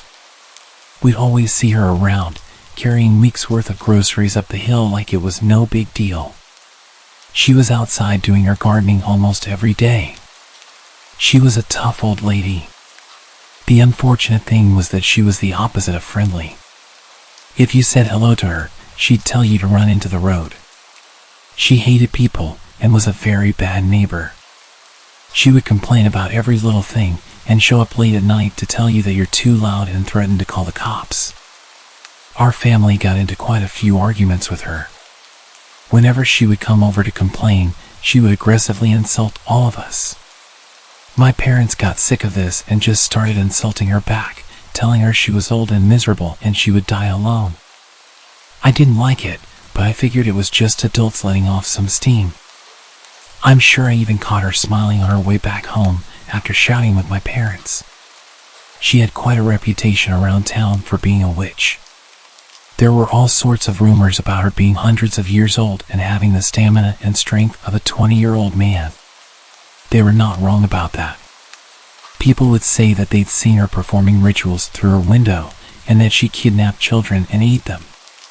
It was all silly stuff, but at the time I found it fun to believe. Anyway, the real scary part happened while I was home alone playing on my Nintendo. I could hear an odd sound outside my window, like an animal scratching at a door. I paused my game and went to check it out. I couldn't believe my eyes when I saw it. She was in our backyard, clawing at a window with a screwdriver, trying to get into the house. I opened the window and told her that I called the cops. She didn't hesitate to run back home. It was still so strange seeing this old woman running back at such speed. I actually did call the cops and told them what had happened. They told me they were on the way over and that I should go upstairs and lock myself in the bathroom. Within a few minutes I could smell something that made me panic. It was smoke. I immediately assumed she'd set the house on fire. I ran to open the bathroom window and that's when I realized what had happened. The smoke wasn't coming from my house. It was coming from next door. For whatever reason, her house had set on fire and she was still inside. Before the fire department could arrive, the whole place had gone up in flames. They announced that she died in that fire and we even went to her funeral. There weren't many people there. The last scary thing about all of this was that it only fueled the stories about her being a witch, and that after I caught her trying to kidnap me, she had to burn it all down and move elsewhere to conceal her identity. I don't know what to believe, but I do enjoy telling this story every Halloween.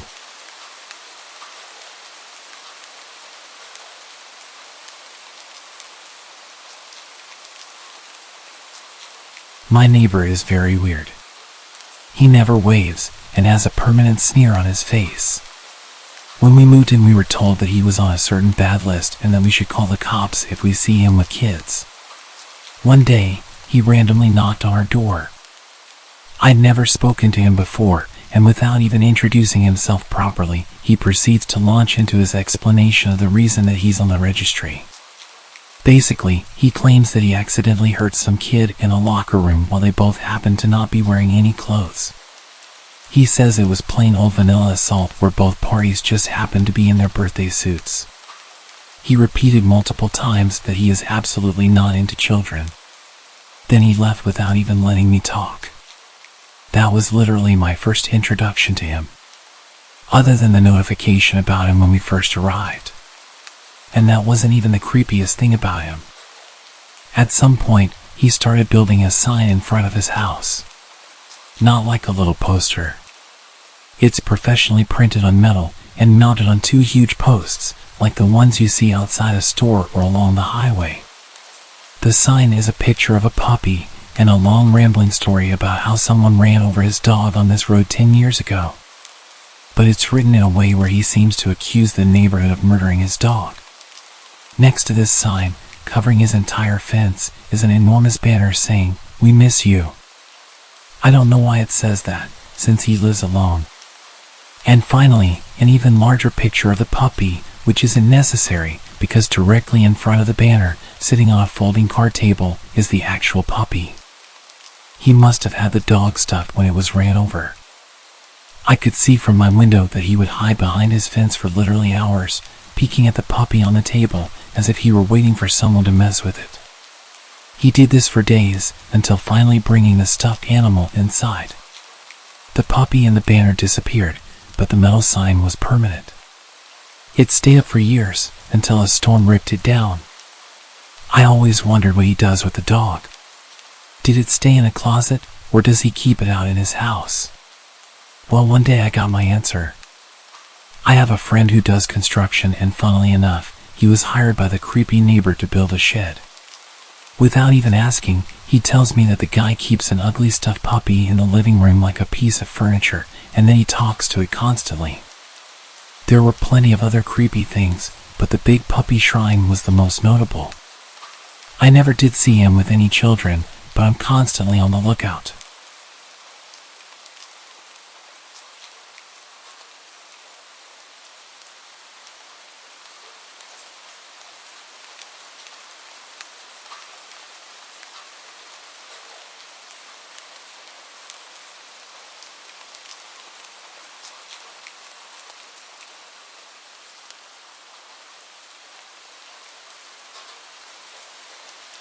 I've worked a few random jobs in my life. My first one was a summer job at 16 during summer break at a dairy farm.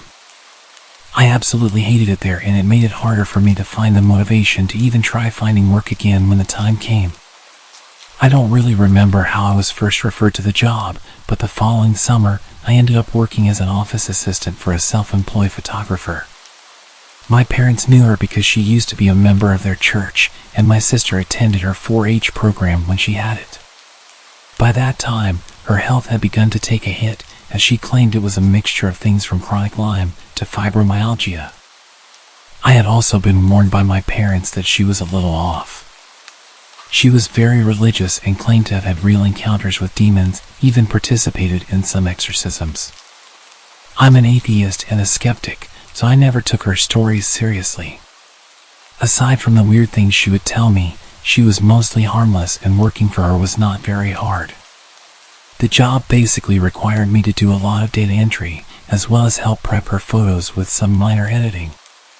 She would also make me add her company watermark before uploading them. They'd end up on a site where her customers could browse them and then pick which ones they wanted to order. She'd primarily photograph horse events, dressage, stadium and cross-country jumping, etc.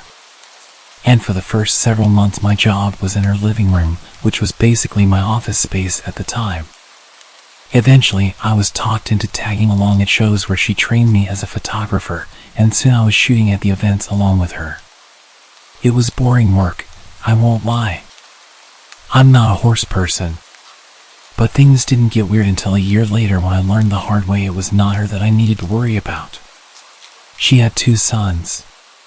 One who was out of state, the other who was in the Navy. The latter of the two, a guy called Nathan, I had only heard small things about. He was somewhere on the autism spectrum, but she was never clear on what exactly his diagnosis was.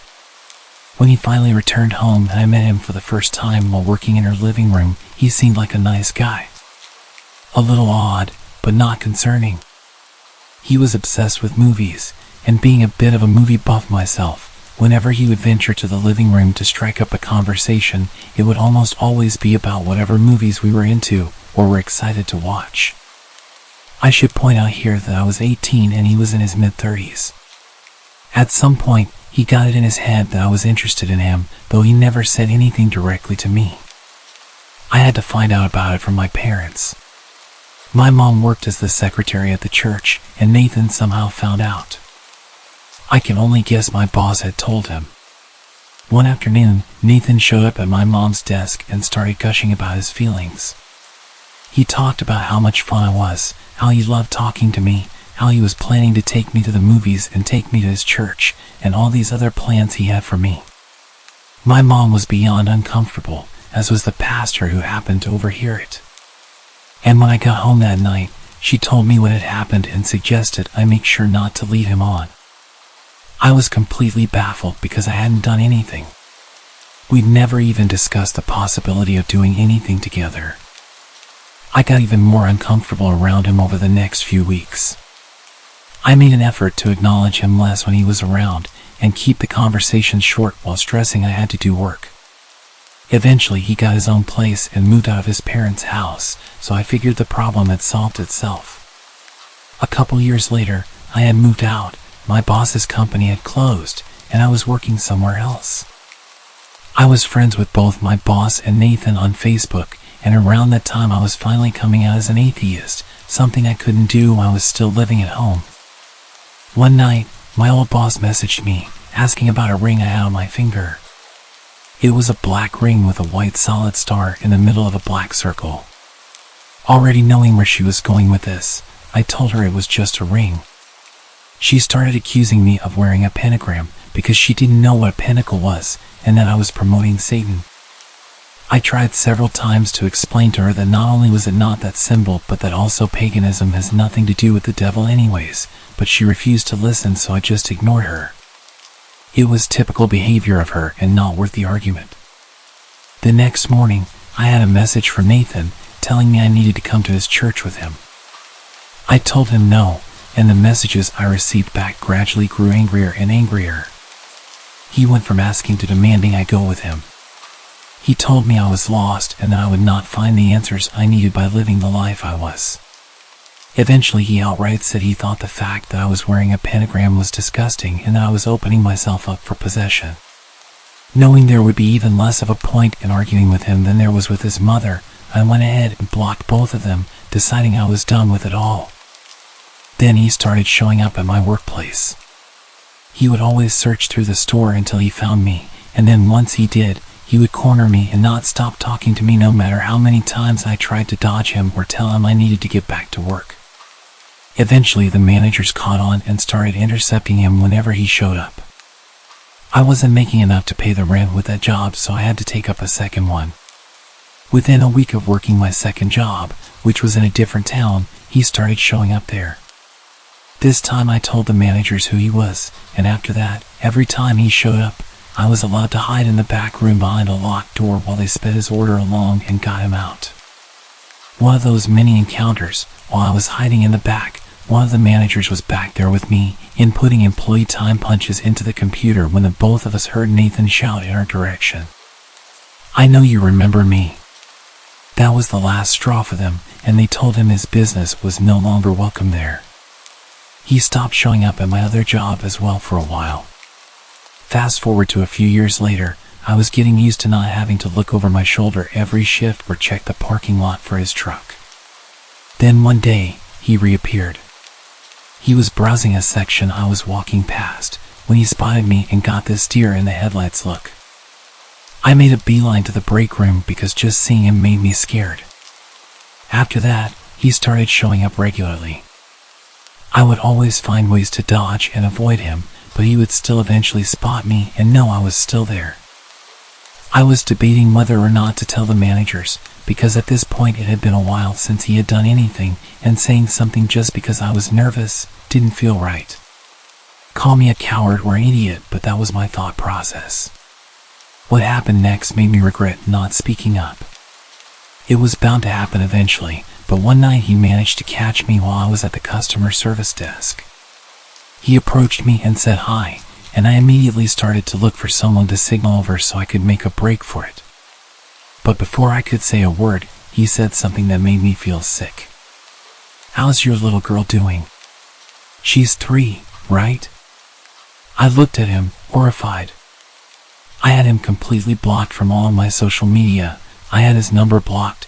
I was living at a new address, and I had not seen or spoken to his mother since she confronted me about my ring. I had not told either of them I was a parent now, or that I was married, and I was not friends with anyone who knew them. "How's your husband doing?" "He's good." "He's a good man," I said, trying to reinforce the idea that I was not available to him and that I had no desire to have anything to do with him. "Really? Where does he work?" At this point, I felt like I was going to pass out. Thankfully, another employee approached, and I got the hell out of there. As I was leaving, he called out behind me. "I'll see you again. We'll talk. We'll go out and do something together." We will. I reported him to the managers, telling them everything about the encounter, including all the information that he should not have had.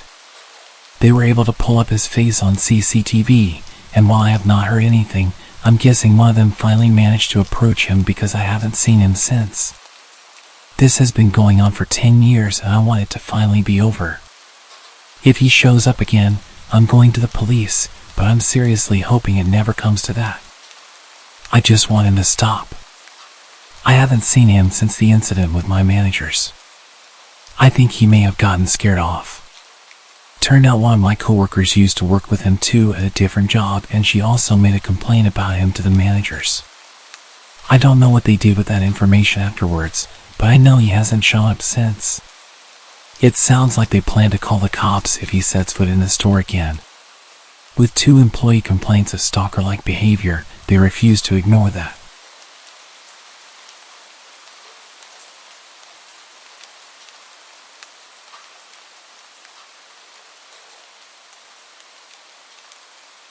In 2002, I was 14 years old, starting freshman year.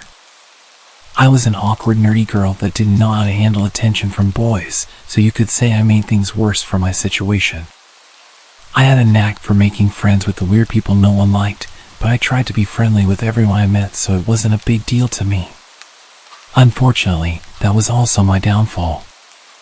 Clubs were a big deal, and they actually had an anime club, so of course I was all about that. First club meeting, I sat next to a couple of friends and soaked it all up. I thought I was finally with my people. Then here comes Stalker Kid. I'd use his real name, but to this day I have no clue what it is. He sat in front of me, and being that person, I said hi. I could tell he was uncomfortable and didn't know anyone, so I was just being nice. And boy, did this guy cling to me for that one word. At first, he would just find me during lunch and just stand there mumbling things to me. He had such a soft voice, high-pitched, mousy little guy, that you just felt unnerved when he spoke to you. The way he would look at you as he spoke, I could never look him in the eyes. After a while, it became more asking about my personal life and what I was into. Me being dumb and naive, I tried to be friendly and chat while feeling incredibly uncomfortable. After a while, me and my friends would move to different tables, benches, even hallways to avoid him, but he always found me.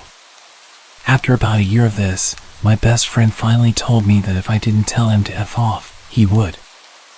I really didn't want him around anymore, so, sure, go ahead. So one day during lunch, here comes Stalker Kid with his signature greeting. Barely above a whisper. Hey Nancy. My buddy just goes, dude, she's not interested, F off. Looking hurt, he shuffled away. I was like, man, you didn't have to be so hard on him, but thanks. I didn't see him much around school after that except for club days where he would just sit across the room and stare at me while my best friend glared at him. Cut to me being 16 and now driving to school. Minus the awkward club days, I didn't really notice anything from him. That is until an old gray beat-up car started parking next to me, extremely close. One day after school, he was waiting for me in that car. He started asking me how I've been, talking about prom and all that stuff. I was trying to rack my brain on how he knew that was my car, unless he had been watching me before and after school. I started getting there later and leaving later to avoid him, because he was like clockwork. Finally, a boy I used to be friends with in elementary school was walking out with me and made a comment about how that guy is always next to my car and asked if he was my boyfriend. I immediately said no, and he's always following me around, and I hated it. It was really starting to freak me out. Bless this guy, because he walked right up to him and scared him off, threatening if he ever parked near me again he would kick his ass.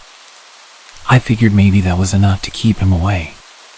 So again, there was a small space where I would hear nothing of him except for my friends who had classes with him telling me how creepy he was.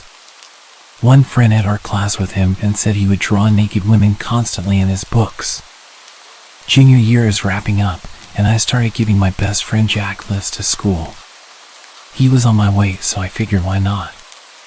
At some point, Jack started noticing that little gray car was always heading the same way after school and made a joke about Stalker Kid living next to him. Small world, right?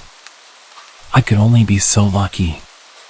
One day, as per usual, little gray car was following us, so we took a detour. Sure enough, he was with us every step of the way, and it was no longer a joke. We both started freaking out. I pushed the gas pedal as hard as my foot could push it and got the hell out of sight. A few other things happened. In order to get into prom, he had to ask someone from my year. So he asked some random girl from my softball team and then dumped her as soon as he got in. He then followed me all night. This includes to the after prom, where I had to avoid him the whole time. Our high school had a TV channel for kids to run, and during prom they would record the whole night. It took one of my friends to point it out, but throughout the whole video, it showed him behind me and following and staring at me all night. I didn't even realize. And the one that still creeps me out to this day is graduation for his class. I was scanning the crowd to see my friends who were graduating when I saw a hand wave as I passed by. I looked back, and of course it was Stalker Kid waving at me. How he picked me out of a crow's of thousands I will never know. 2006 senior year was great, no signs of creepy Stalker Kid, to the point where I kind of forget about him. I graduate, I choose a college in town, get a job at a local retail store and move on. Life was beginning to be normal. I work the gaming department, so you get the weird guys once in a while. One that I saw a lot was this little Mexican guy with glasses who never purchased anything but would just walk around from time to time.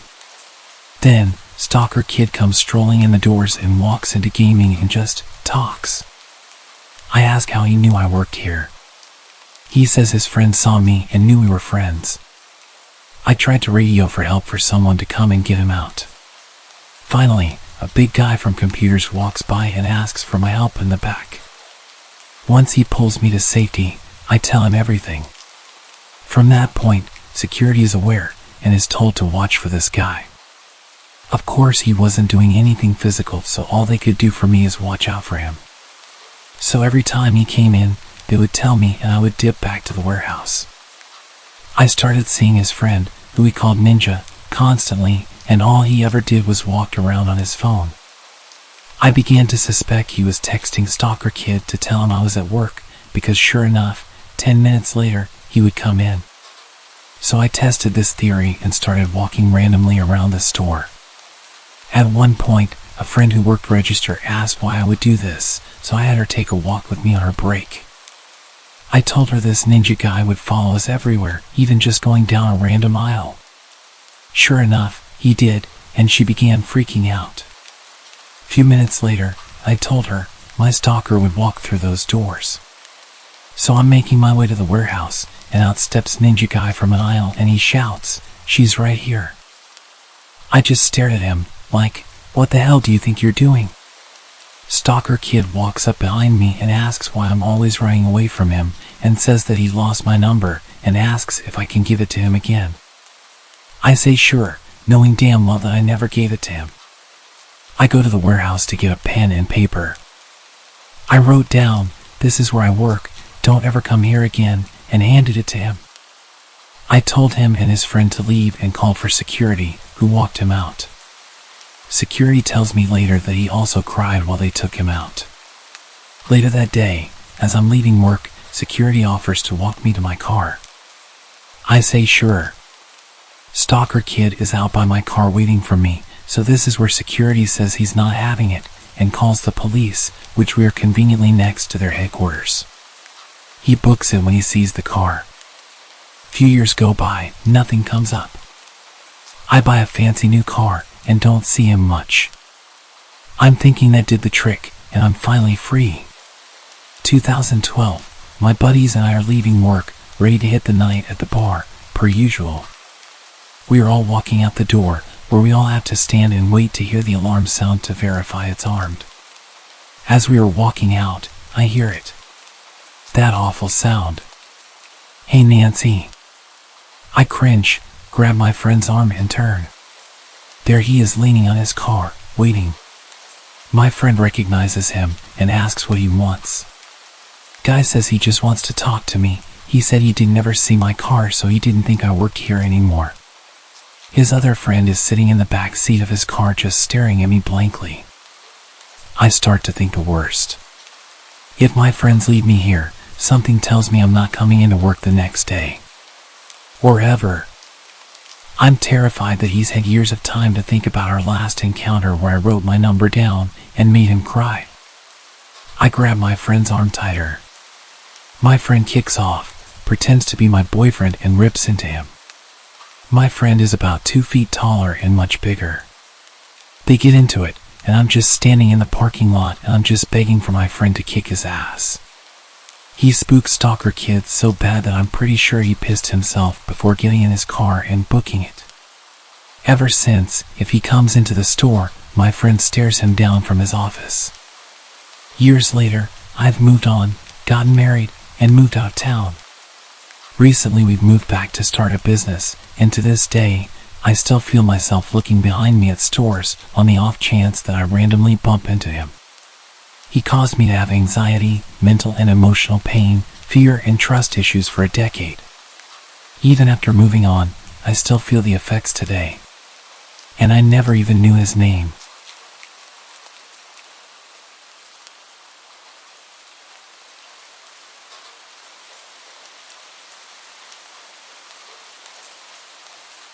I'll begin by giving a little background. At the time this happened, I was a 16-year-old girl working at a chain coffee place while in high school. I am 19 now, and in college, 7 hours away from this place. This happened at a time in my life in which I was super shy and had a tough time standing up for myself. In retrospect, I could have handled it a lot better. I used to work closing shifts with my best friend after school. It'd be from like 3 to 10 p.m. We worked at a relatively dead store, so we spent most of our time playing music and talking.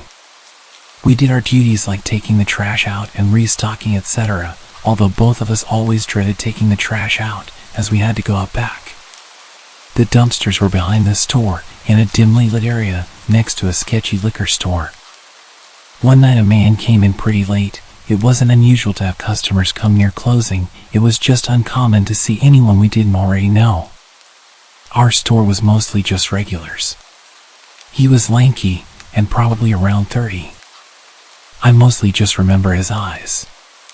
They were piercing, the type that never break a stare.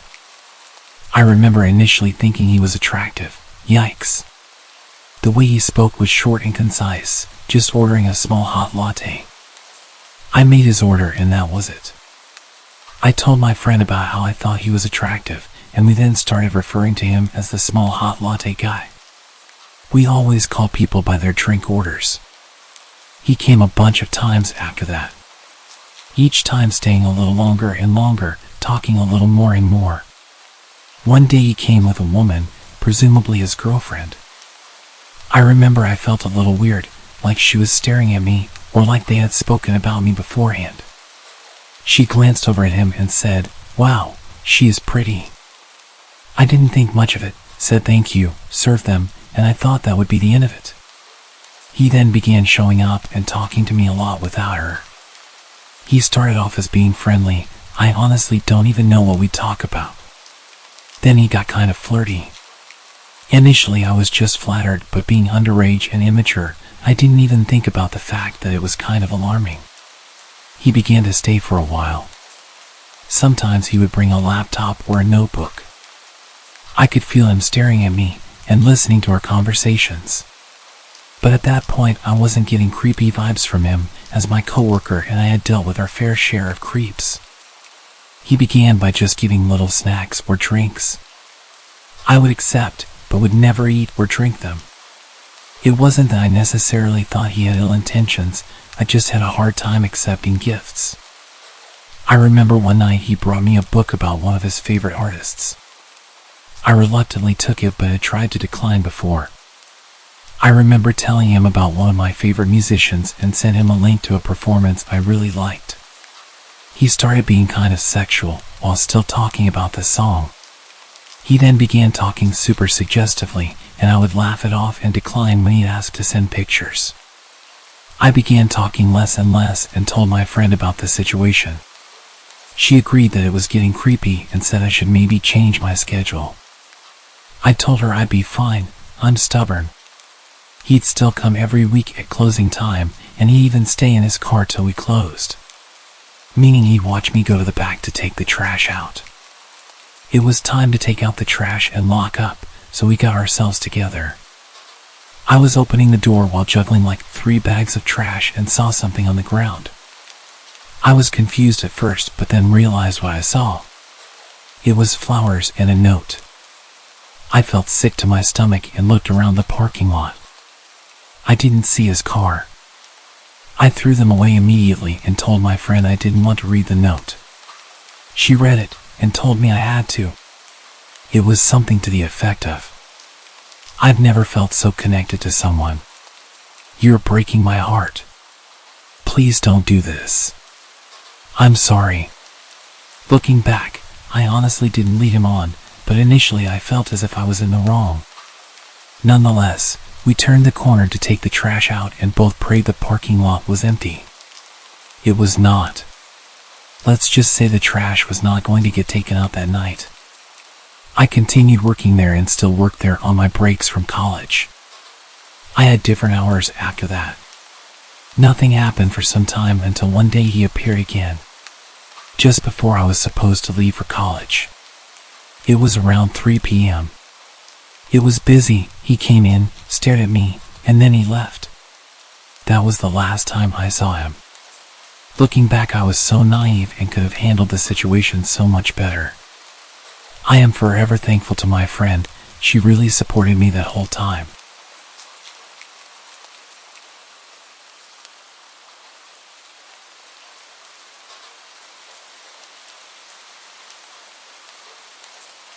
A year ago, I used to post my entire life to Snapchat. It was my go-to app for sharing bits of my life with friends and family. But then something happened that made me reconsider my online presence.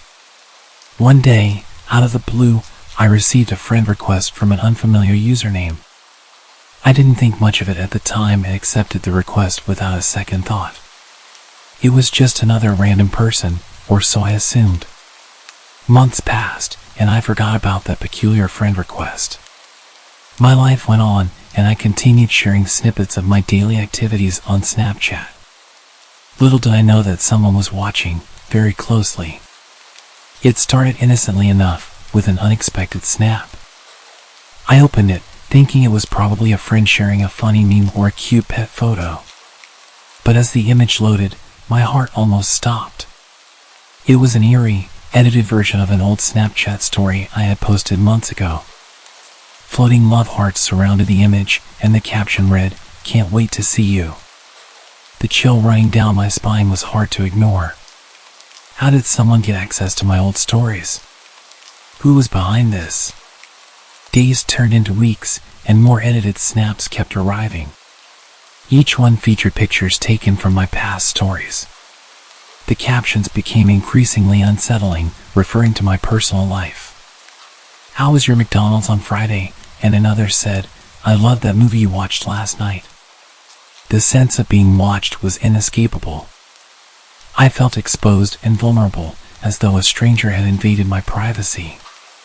It wasn't long before I decided to check Snap Maps, the feature that lets you see the real-time locations of your friends. My heart raced as I zoomed in on the map.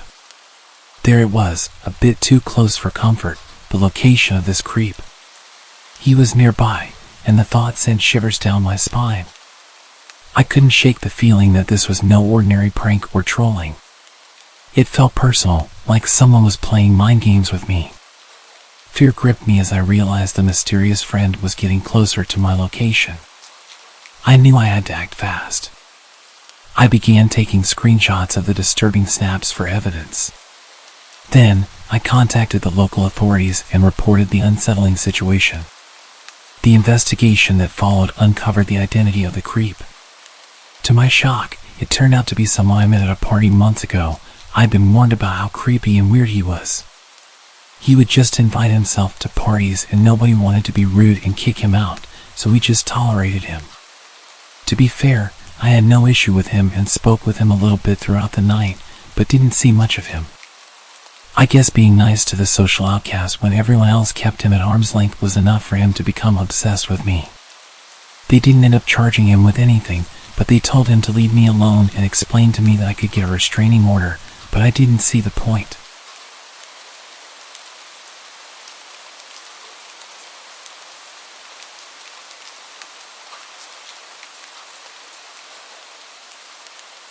This happened a couple of months ago, December of last year. I started working a new job in the mall and had to work for most of Boxing Day. I was done at 10 and transit seemed to have ended at 7. I'm a student who didn't go home for the holidays due to this job and never had to deal with holiday transit hours. I decided to call an Uber and the driver picked me up right in front of the mall. We had a casual conversation during the drive back and he learned about where I worked and how I'm living on my own for the time being since my roommates went to their hometowns. Fast forward to the next day at work, around 6 p.m. This driver walks into the store and tries to strike a conversation with me, but I told him I had to get back to work. He also asked if we could hang out later, to which I said no, and he left. At the end of that shift, I walked out of the store, planning to take transit. As soon as I stepped out of the store, the driver immediately pulled up next to me and offered to give me a free ride back home. After going back and forth with me declining and him saying it's free, I decided to walk away and caught a bus home. I was pretty overwhelmed by the fact that he showed up to my workplace and waited 3 hours until I was done with work to offer me a ride home. I've reported this to Uber and they've notified me that they suspended this driver, provided me with a full refund and gave me a link to provide to the police if I plan on filing a report. Silly of me to give away information like that to a stranger, but I hope to never meet that driver again. He was about twice my age, he knows where my home is, and my name. Lesson learned. The following story took place 20 years ago. The dialogue is paraphrased but accurately conveys what happened. Every year during March, my family would drive roughly 2 hours into the city from our rural town to enjoy a college basketball tournament. We routinely stayed at a large reputable hotel and we were no strangers to the city. However, this year was different. There had been a rash of violent muggings, leaving many severely injured. I remember reading about these attacks in the newspaper. I've always enjoyed reading the news, even as a young child. The reports about the city would scare me more than usual because I wasn't used to the threat of violence so close to home. It was Saturday night around 11 p.m. and my mom, dad, and my little sister were winding down and preparing for bed. It's worth mentioning at this point that my mother is naturally paranoid, much more so than other moms. While it can be annoying at times, it often leaves us prepared for bad situations. Tonight would be one of those times. I was sitting on the second of 2 beds, furthest from the entrance to the room, when there was a knock at the door. Room service, a voice called out. My parents glanced at each other, and my mom motioned for my dad to look through the peephole in the door. We didn't order anything, said my dad, as he sized up the short, stocky male standing outside our door. He had with him a trolley with what appeared to be a meal on it and was wearing a green hotel uniform. Are you sure? He responded. I've got an order here for room 4109. The guy at the door didn't sound pushy or out of place at all. In fact, if it wasn't for the recent violence in the city, we probably wouldn't have had our guard up in the first place. However, that night my parents were certainly cautious, and my father firmly told the man at the door that we didn't order any food. He left politely, without incident. We had little reason to be suspicious, and my dad wanted to chalk it up to a mistake on the hotel's behalf and get to bed. However, my mother eventually persuaded him to call the front desk to check that everything was legit. 15 minutes or so after the man had left our door, my dad got off the phone with the front desk. They have no record of us ordering food, and their room service staff were white, not green, he said grimly. I noticed my mother's face whiten and my sister looked scared. The hotel immediately sent security up to our floor to see if the intruder was still around. They checked on us and then went about searching the floor. Security came back to our room a few minutes later, telling us they had found an empty trolley in the stairwell, but there was no one to be found. With that, they departed, and we triple-checked the locks on the door before eventually sleeping. The next morning I was the first one awake. I didn't want to turn on the TV and wake my family, and there was no newspaper in the room, so I booted up my dad's laptop and checked the local newspaper's website. The first headline immediately made my stomach twist. Man stabbed outside City Hotel. Apparently, at roughly 11:30 the previous night, right after we had turned away the fake hotel employee, a pedestrian had been attacked outside our hotel in the middle of the sidewalk. He had been stabbed twice and then badly beaten in plain sight, yet his wallet wasn't stolen. The article went on to say that there was no apparent motive for the mugging, it was pure violence for violence's sake. It also mused as to why the pedestrian had been stabbed to the point where he couldn't fight back, but then beaten by hand. I woke my parents up right away and showed them the article. My mother became very nervous, while my dad looked very angry and reached for the phone. Naturally, we contacted the police and told them our story about the previous night. We provided as much information about the man at our door as possible, thinking he may have been responsible for the assault, but no one was ever caught. Thankfully, we had several inches of locked door between us and the fake employee. It may have just saved our lives.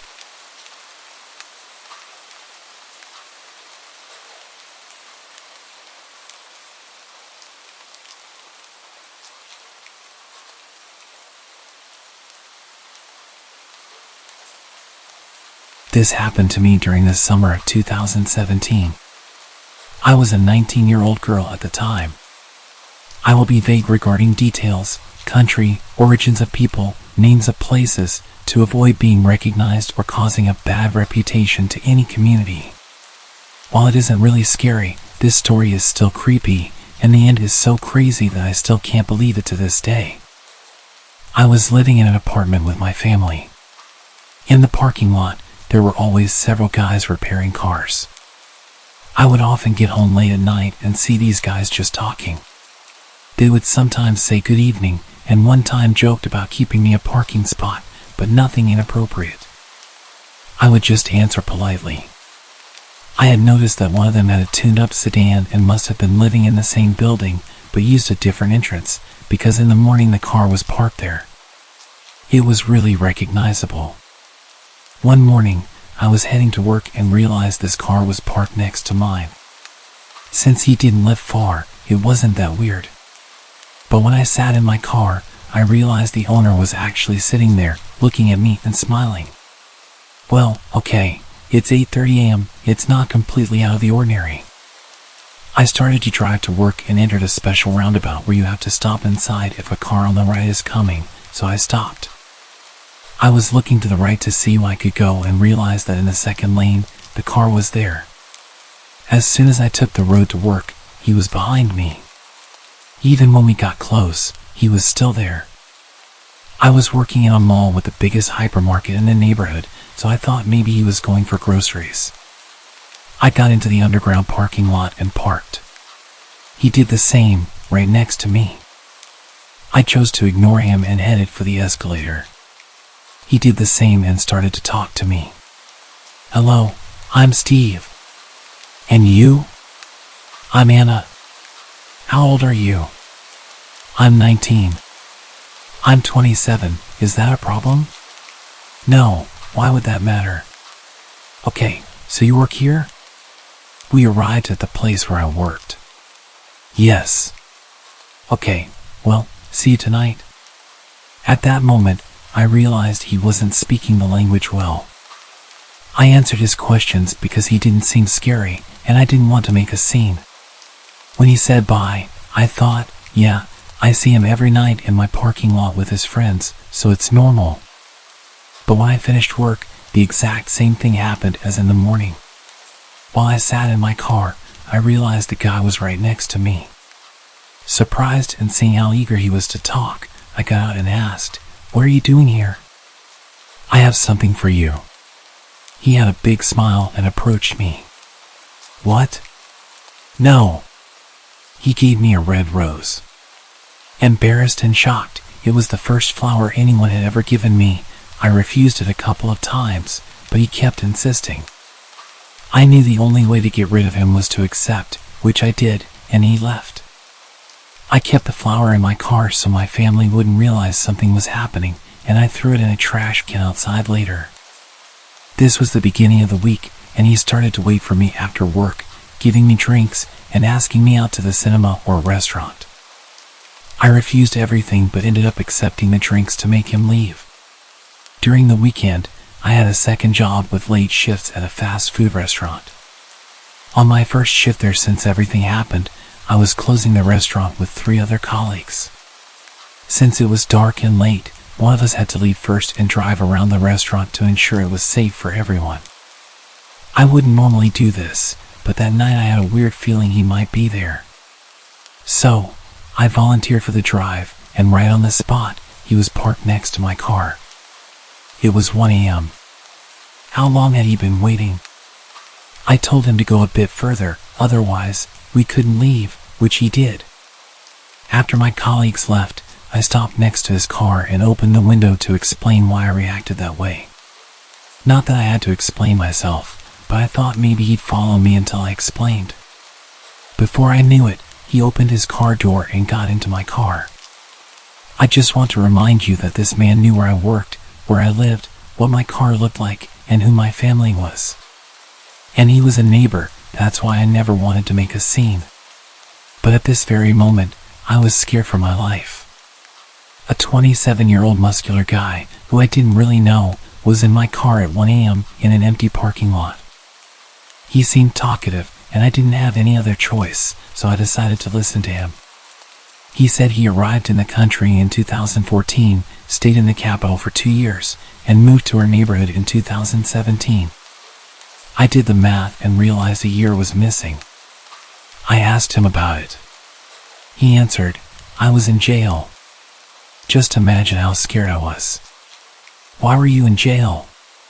"Well, I didn't have papers, and I had a car accident." Okay, it wasn't that scary in the end, which did reassure me. The guy said goodnight and left. There were many times I checked the rearview mirror and saw he was right behind me.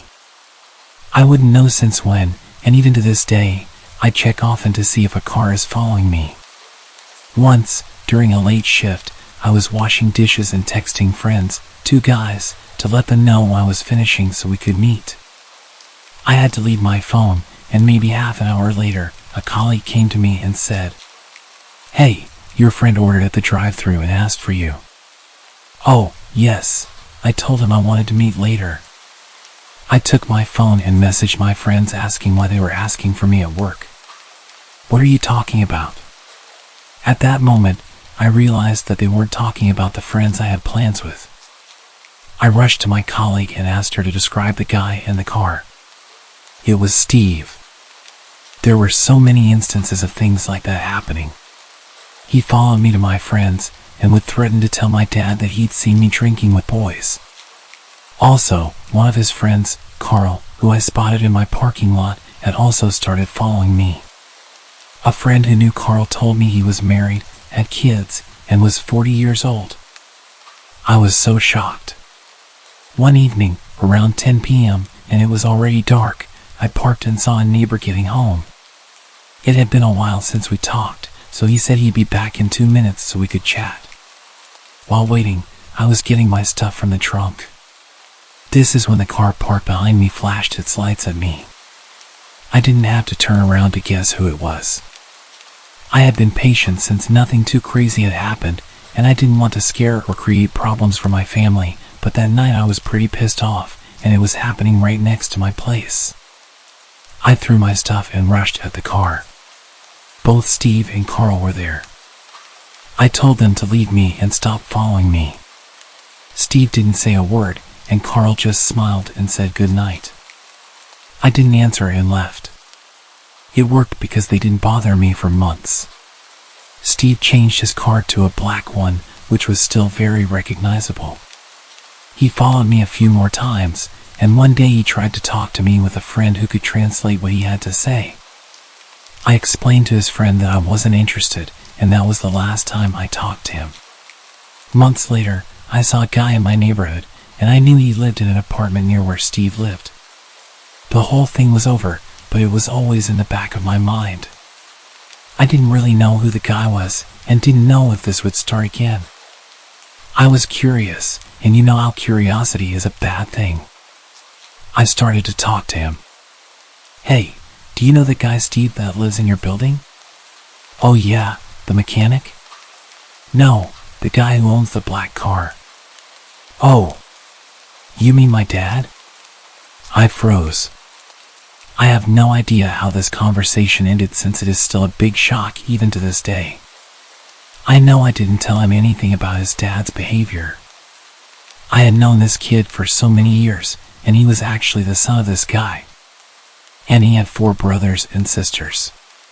Then I realized the guy had lied about his age because the kid was about 15, and I believed him like an idiot. This is not the end of the stunning discoveries.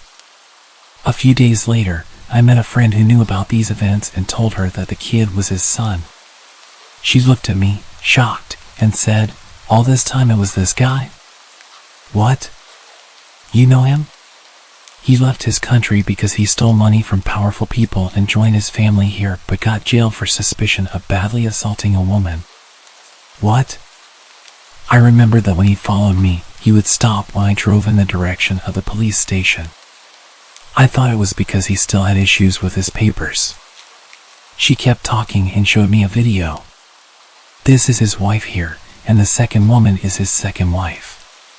She was so tired of him talking to other girls that she went to their country to find a second wife. I want to clarify that my friend was from the same country as this guy, but she was born here, which is why she had this kind of information. Small community, so they kind of all know each other. I was very lucky that nothing happened to me. I still can't believe it, and I wonder how it could have gone if I had acted differently. I was young and naive back then and didn't want to be offensive to anyone's culture, but in reality I really should have reported it sooner.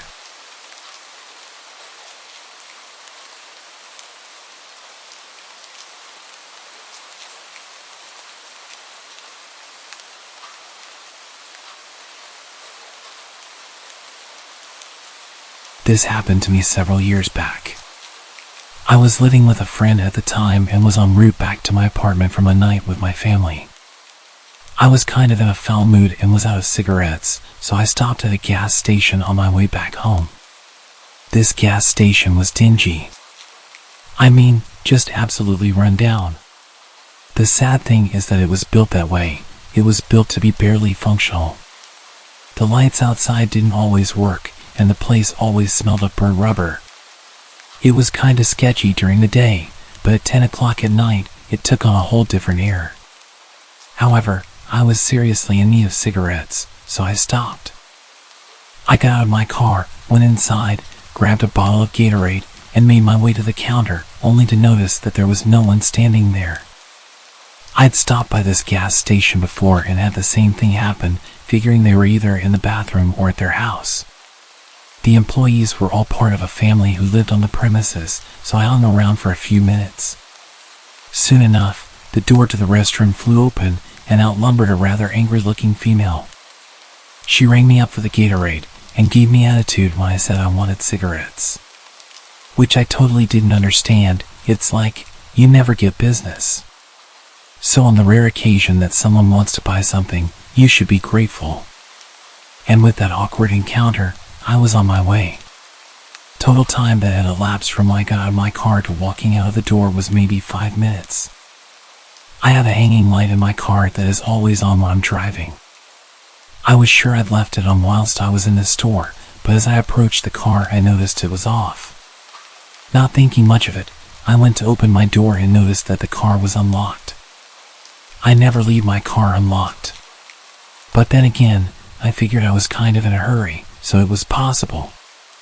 I got in, started my car, lit a cigarette, and kind of blindly backed out while opening my Gatorade.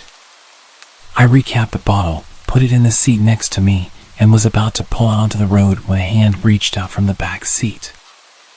I was panicking, and my immediate thought was to turn around, but suddenly he says, "Don't turn around if you know what's good for you." I sat facing forward and asked him what he wanted. He said he wanted a ride somewhere.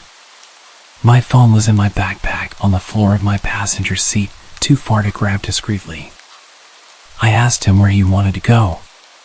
He gave me directions to a well-known crack alley about 4 miles from where we were. I'd been to the area before. I used to deliver pizza in that part of town before switching to a relatively safer delivery area. As I drove, I kept trying to sneak glances at him in my rearview mirror, but it seemed like every time I did, his face was encompassed by shadows. We got to the place he wanted to go, and he rolled the window down, yelling out some guy's name. That guy came over to my car and sold this intruder some gear through my back window. The whole time he mocked me and called me his new driver. After about 15 minutes, they were done. Once the dealer walked away, the man in the back seat told me to bring him back to the gas station where he had gotten into my car. The stretch of road to get back there is not well lit or well traveled after dark. But it's not like I've run into any more danger than I was already in. I just wanted him to get out of my car. As we drove back, he started trying to talk me up, which I thought was weird. I gave reasonable answers without revealing anything personal about myself. We were about halfway through our trip when he asked me to pull over on the side of the road. This stretch of road went over one of those man-made concrete ditches, which meant that there was a significant paved shoulder over that ditch. He had me pull over there and turn off the car. "Do you believe in God?" My heart started racing. "I'm not sure." "If you died tonight, do you think you'd see God?" "I don't know." "I'd like to think so." "Close your eyes. Put your hands on the steering wheel, push your head forward, and let it rest on the wheel." Trembling, I did as he commanded. "Now count." "What? Are you deaf?" I said count. So I did. I started counting, slowly counting. My pace matched the seconds ticking by. I wondered how many more I'd have. I could tell he was shifting in the back seat. I thought I was about to die. Then he simply got out of the car and ran off. I kept counting. I counted to at least 1,000 before I felt it might be okay to look up. I didn't want to look up to him standing in front of my car waiting for me to disobey. When I did finally look up, he wasn't there.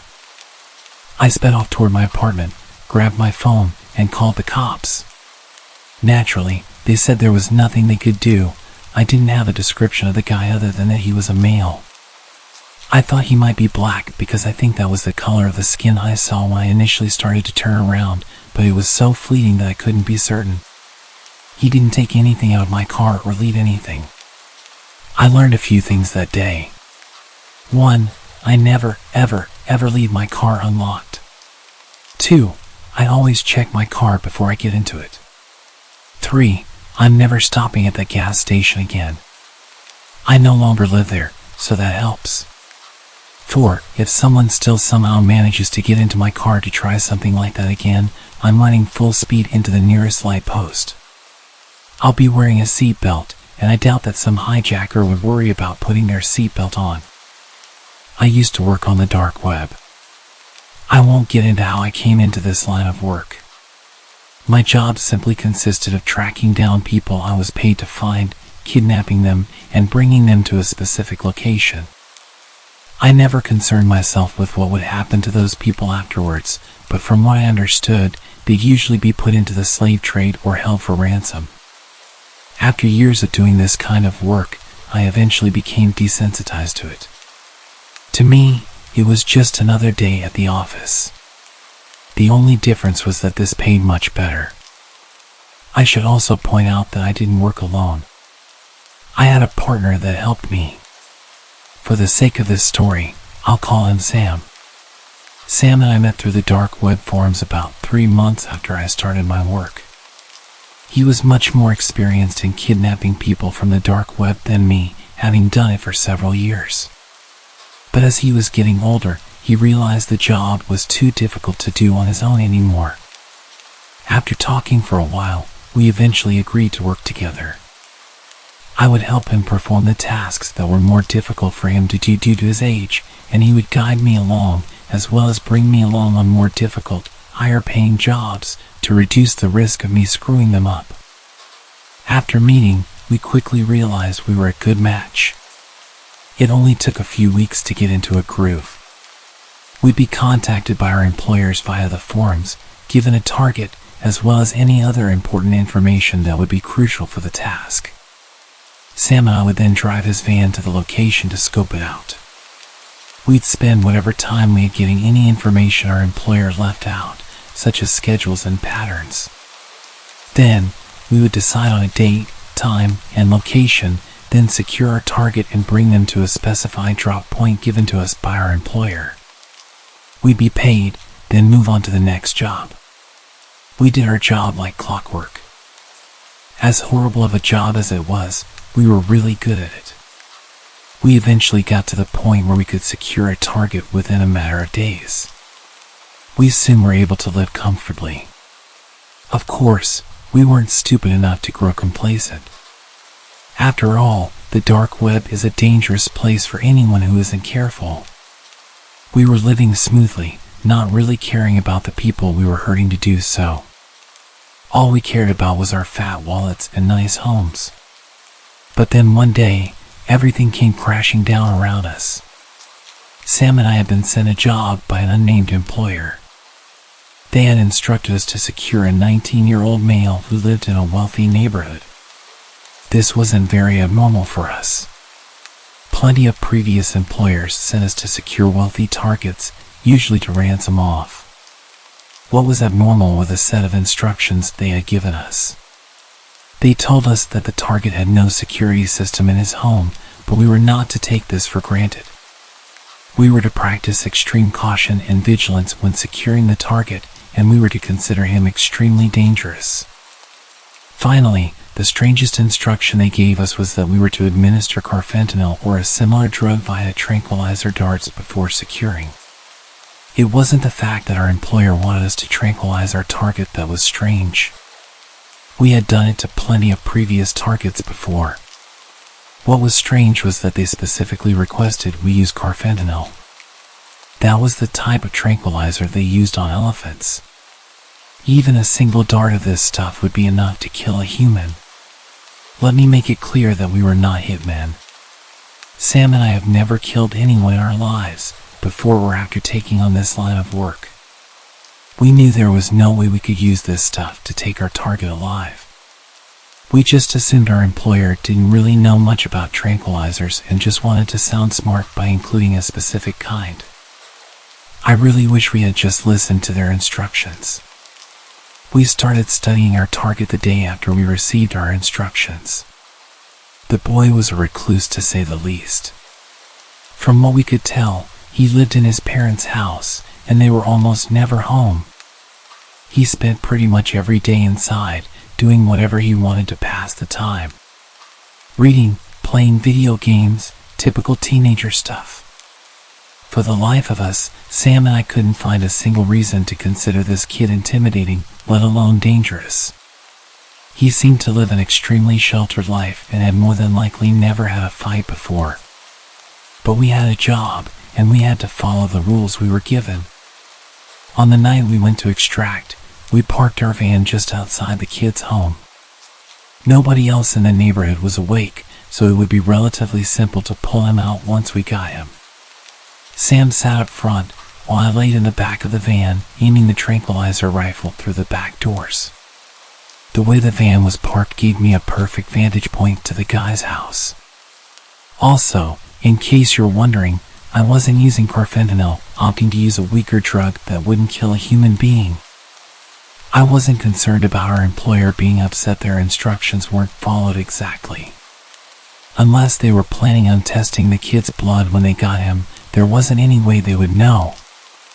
After 30 minutes of waiting, the kid appeared in the kitchen window. We weren't too far away, so the amount of detail I could see through was very high.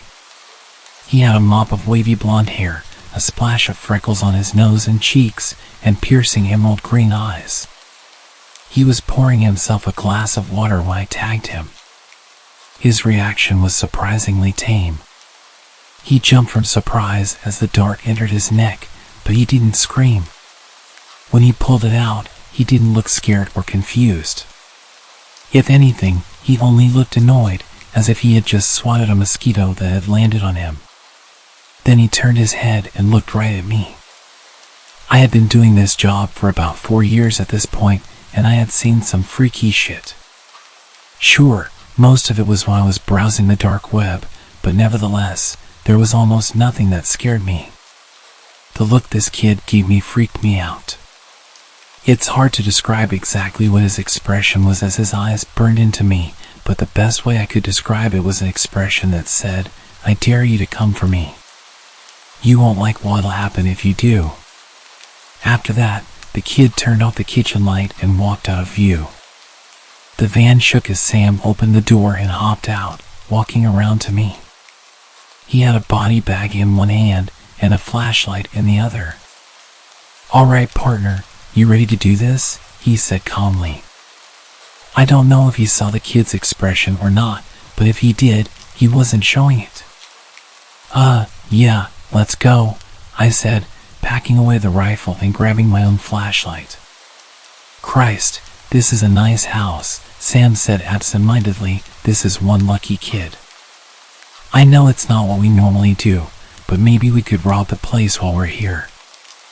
I didn't respond as we walked towards the house. I picked the lock to the back door, and we stepped in quietly. All the lights were off, and the place was dead silent. First, we went to the kitchen. We both knew the kid probably wouldn't be there. Tranquilizers take a while to kick in, and if he had walked away after getting tagged, he'd probably be somewhere else in the house. We were right. The kitchen was empty, without any dishes or food on the counters, save for the half-full glass of water. We continued searching the house, but it became quickly apparent that something was wrong. No matter how hard we looked, we couldn't find the kid anywhere. He should have fallen unconscious by now, the tranquilizer having long since taken effect. But he was nowhere to be seen. "Are you sure you hit him?" Sam hissed at me after several minutes of fruitless searching. "I swear if you screw up this job because of crappy aim, I'm gonna kill you." "I know I hit him," I snapped. "I even saw him pull the dart out." He couldn't have gotten far, not with that tranquilizer in him. Our argument was cut short by a noise coming from the other side of the house. It sounded like multiple thuds in quick succession, like someone was loudly stomping around. The noise continued for a minute, moving around the house, before finally stopping. Sam and I quickly split up to investigate. We weren't sure about where the noise was coming from, and we didn't want to risk our target getting away. I walked back through the kitchen to the living room. I was about to move on to the next room when something caught my eye. On the floor was a pile of fabric. When I looked closer, I found that it was a pile of clothes. I recognized it as the clothes the kid was wearing. By the looks of it, he had stripped completely naked and left his clothes here. I had no idea why he did this. Stripping naked didn't really give you a tactical advantage when trying to escape a kidnapping, at least, not one that I could think of. Taking off your shoes could make your footsteps quieter, but taking off all your clothes wasn't really necessary. I was trying to think of a good reason for the kid stripping when my thoughts were interrupted by a blood-curdling scream coming from the other end of the house. I instantly recognized the voice as Sam's. I ran as fast as I could to where the scream came from. When I got there, Sam was laying on the ground in the hallway. From where I was standing, I couldn't see any more than his upper torso, arms, and head. He was clinging to the wall for dear life, while something in the hallway that I couldn't see pulled and wrenched at his legs. Whatever it was strong and determined to pull Sam loose. I bolted forward, desperately trying to help my partner get free. I didn't even make it halfway before Sam lost his grip and was pulled out of sight. He was screaming and crying, begging me to save him. When I rounded the corner, whatever had him was pulling him through the basement door. I only saw Sam for a split second before he was pulled down the stairs to the basement. I ran to the door, flicking the light switch on. Nothing happened. Someone had shut off the power to the house. I was caught between praying that this thing was alone and praying that it wasn't.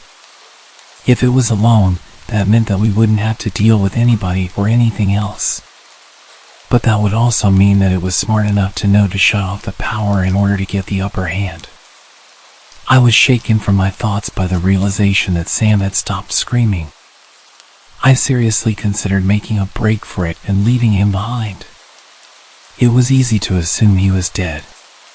But even horrible people can make friends, and as much as I wanted to deny it, I had formed a bond with Sam over the years working with him. I couldn't bring myself to leave him behind. So, scolding myself for being stupid, I made my way down the stairs. When I got to the bottom, I expected the basement to be silent. Instead, I heard a distinct crunching noise coming from the other end of the room. I tried to discern what the noise was by sound alone, but the adrenaline pumping through me made it hard to focus. With trembling hands, I clicked on my flashlight and aimed it towards the noise. I spent every day wishing I had never done that. A gangly creature was hanging from an exposed bar from the ceiling of the basement. It appeared human, but only barely. Its arms were too long, with nails like claws. Its legs and feet had too many joints, which allowed it to hang upside down from the ceiling like a bat. It seemed to have skin that didn't fit its own skeleton, with some areas being stretched thin while others were bunched up. As for the crunching noise, I found out quickly where it came from. Sam was hanging from the creature's grip. He was clearly dead, with large chunks of his flesh missing.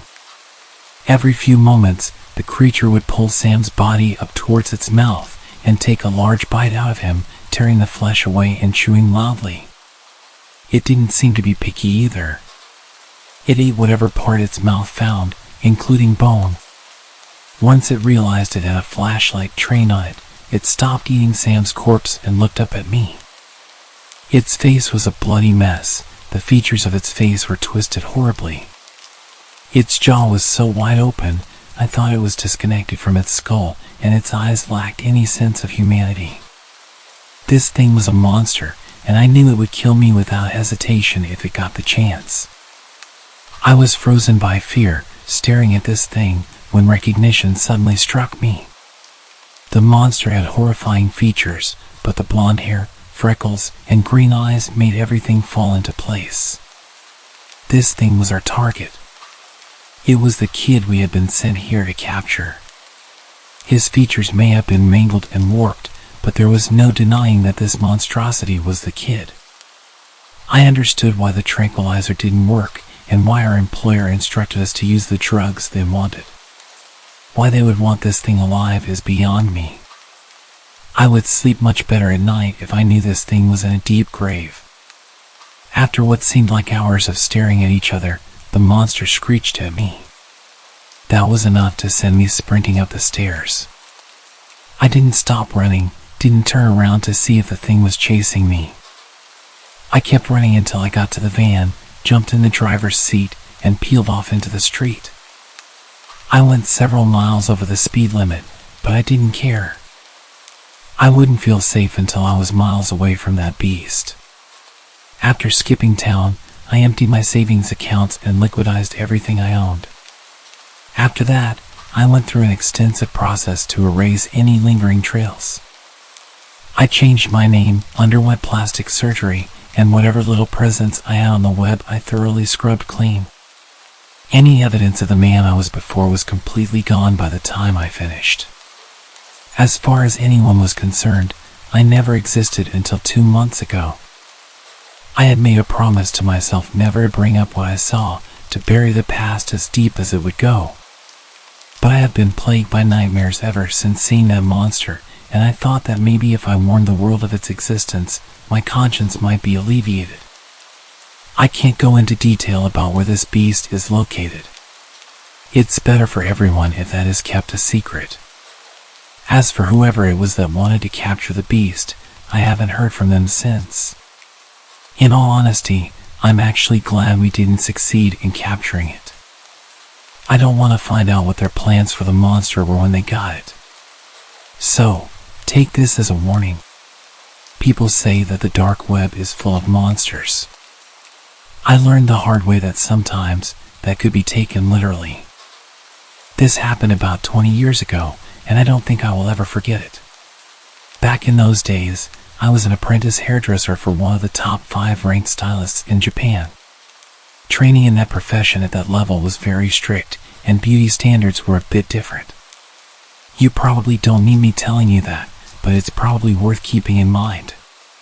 Back to training, it was long, and the time off between sessions was pretty much non-existent. We were expected to be at training even during national holidays. I'm not sure if that was strictly by the books, but as impressionable young stylists, we couldn't be seen refusing training. I think I had about 3 or 4 days off for summer. I took them all at once, and a lot of my friends and coworkers used that time to head back to their hometowns and see families. Since I lived really close to where I was studying, I didn't want to use my time off just hanging around at home. I could do that any time. So, I accepted an offer from one of my seniors to visit his hometown. It was really late by the time I finished work, and we managed to get to my senior's hometown at around 2 a.m. The satellite navigation system told me that we were about 15 minutes away from arrival. The roads were dark and empty. We were the only ones on the road that late. He lived in the middle of nowhere, so that could have been a reason. I remember seeing empty fields on either side of the road. I kind of regretted coming already. I mean, what the hell were we going to do here? He should have probably mentioned that he lived in the rural countryside. I just watched the road and tried to stay awake. I should say that I was driving. I felt like driving since I didn't get to drive much. I might have changed my mind if I had known it was going to be that far to get to his family home. Then suddenly, something appeared out of the darkness in front of the car. A woman with no clothes came running down the opposite lane of the road towards us. I slammed on the brakes because I thought that I just witnessed the paranormal. She ran past us. I looked in the rearview mirror to see a woman between the ages of about 18 to 20 years old. She kept running, then she turned around and ran towards our car. I looked at my friend, and he had a look of disbelief on his face, and I guessed that I didn't have that much of a different look. I think the reality of the situation was we both didn't know what to do. I said to him, "Is that a ghost?" "I don't know. Shall we just keep going?" he replied. We slowly pulled away. I was very skeptical because I thought she looked so real. I made sure I kept to a low speed, and I kept checking the mirrors. The woman got closer, and I stopped the car and said to him, "That's not a ghost. Come on, we have to stop and see if she's okay." He agreed and said he would call out to her. It was so creepy to see someone running around in the middle of nowhere, even creepier if you haven't been to that place before. She kept on running past our car, so I tried to match her speed as my friend rolled down the window and tried to speak to her. "Hey, you shouldn't be running around on the roads like that, this late at night. Maybe you should head home," he said something like that. It wasn't very well put together or that sympathetic, I remember that much. She didn't even turn to face the car. She just said, "Hey, don't worry, I'm fine." It feels so good. I could see her a little closer now and guessed her age to be around 18 or 19 years old. Why are you like this? Have you been kidnapped? Has someone done something to you? It's really dangerous to be out here with no clothes and alone. We have to get you home, I said to her. She stopped running and looked down at the floor as if in thought, and then replied, "I ran away from home. I don't even know where home is." I noticed at that point that she was actually wearing socks and shoes, so at least her feet weren't too bad. She stood there with her hands behind her back, looking completely lost and confused. It was very odd. I couldn't leave her out here. I told my friend in a hushed voice that we had to help her, and he sighed but then nodded. We decided to take her to the nearest police station. I had a dress that belonged to one of my female colleagues at work in the back of my car. Long story short, I told the woman to throw it on, and she reluctantly agreed. Once she was dressed and in the back seat, I turned to her and said, "Right, if you can't remember where home is, I can take you to the police, and we can figure it out from there, okay?" To that, she responded with something outrageous. "I hate the police, they're always on my dad's side. Please, can you just take me to a hotel? Hotels are safer than police for sure. You can stay there with me. Hold me tonight, I'm a virgin." We were young, but even though we were young and often threw caution to the wind, we knew that we had to get her somewhere safe. It's a scary world out there. If she said that to another pair of guys like us in the next car that came along, well, I don't even want to think about it. We told her that wasn't going to happen. She didn't say anything for a while, but then she handed me a piece of paper. I don't know where she got it from, but it had a name, a number, and the address of a hospital. My friend saw the address and said, "Oh, I know that place." It was a psychiatric hospital. We called the number, and a voice that said it was the security department answered. I explained to the security guard what happened, and after we hung up, we got a call from the woman's mother. We found out where her mom lived and took her there. My friend said that he knew that side of town, but he had never been there before. The woman's mother was extremely apologetic over the phone. My friend spoke to her, and he said that he could tell that she was definitely genuine and sorry for the inconvenience. I felt sorry for her, it wasn't her fault. When we got to the house, we heard more about the situation from her mother.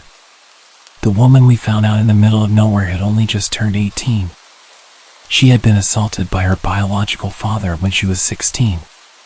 A few days after he did what he did, she stabbed him in the neck with a box cutter knife. She was admitted to a mental asylum because of this attack. No one seems to know how she keeps getting out, but the mother said to us that this was the third time she'd successfully broken free. What a sensational story, I remember thinking. We drove the mother and daughter to the hospital at the mother's request. I could see how mentally tired she was by all of what had been going on. She was so polite and grateful, she really impressed me. I mean, with all that happened, she seemed to be incredibly in control of her own emotions. The girl didn't seem to say much, she seemed to like the dress we gave her. The mother apologized for not washing it before returning it, and we both agreed that no apology was necessary. Obviously, she got dressed into clothes of her own. She disappeared upstairs to change, and then she came back, and we took off. She didn't say much when we were driving. She was taking being returned to the asylum a lot better than expected. I thought that she would be going kicking and screaming. Her mother spoke with her in the back as we drove. She said, "You didn't get injured or anything when you were out, did you?" "No, I'm fine," the daughter responded. "Oh, that's great, I'm relieved," the mother told her. We left them at the hospital and told them that we couldn't stay because we were already really late getting to my friend's parents' home. My friend's parents were really worried by the time we got there. I think that we both wanted to tell them everything about the situation, but we were too tired to go through it all again. At that point, I just wanted to go to sleep. I stayed with him and his family for 3 days. It was actually a really great time and just what I needed, a break from studies in the city. It was certainly going to be a trip I would never forget. We said our goodbyes to the family, and his little sister asked us for a ride to the station. I said that it wouldn't be a problem. Just before we dropped her off at the station, she said something that scared the hell out of me. "Hey big bro, why does your friend have a box cutter stabbed in the back seat?"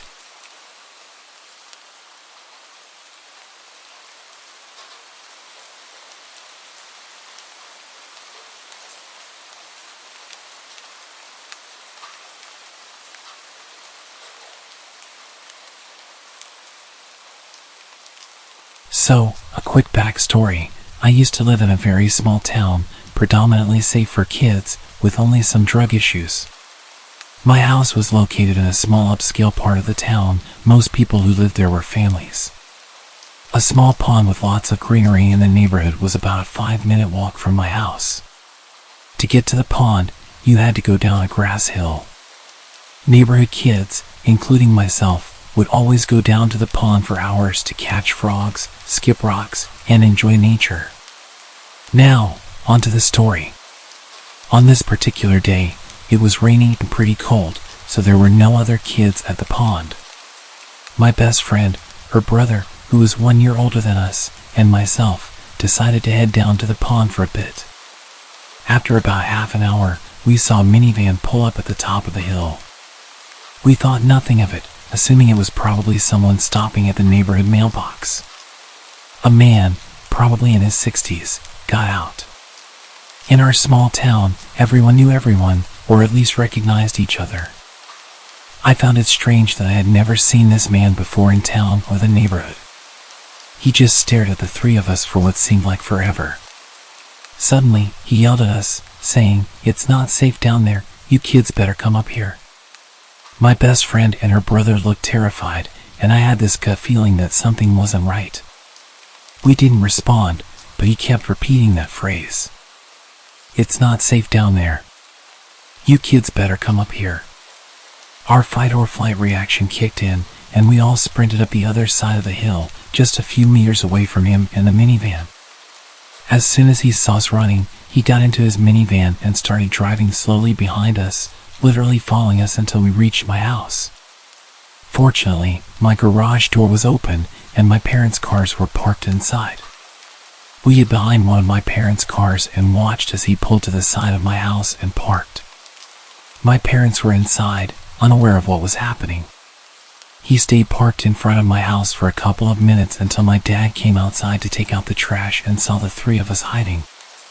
I guess the man saw my dad and drove away, but as soon as he left, we told my parents everything.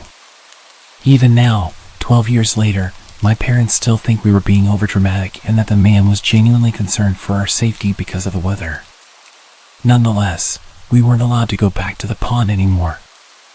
I understand why they think this. The three of us tended to exaggerate things and be dramatic. However, I knew from the strange feeling I had when I first saw him at the top of the hill that something was off. To this day, I still believe he was planning something, but maybe it was just my childish imagination.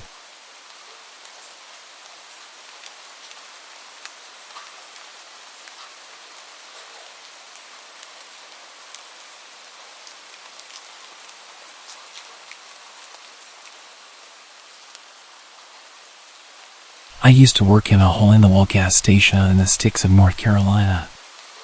I was freshly 18, had a new car, a rundown Chevy, but it got me from point A to point B, and was newly promoted to assistant manager, so I was working many late nights by myself. Truthfully, I loved working alone. My boss was super laid back, and his philosophy was, as long as the work gets done, do whatever you please. We even had a shotgun behind the counter, which he taught me to shoot on my first day there. So even though I would be there late, I always felt safe. On this particular night, it was extremely dead, so with my boss's permission, I closed the store early and hopped in my car. It was probably 11:30 to 12 a.m. at this point. Other than being able to get out of work early, this was my usual routine. Nothing seemed out of the ordinary. I texted my roommate to let her know I was getting home early. We always looked out for each other like that, lit up a cigarette, and then started on my way home. For those of you who don't know North Carolina very well, I'm going to provide a little bit of detail regarding the terrain.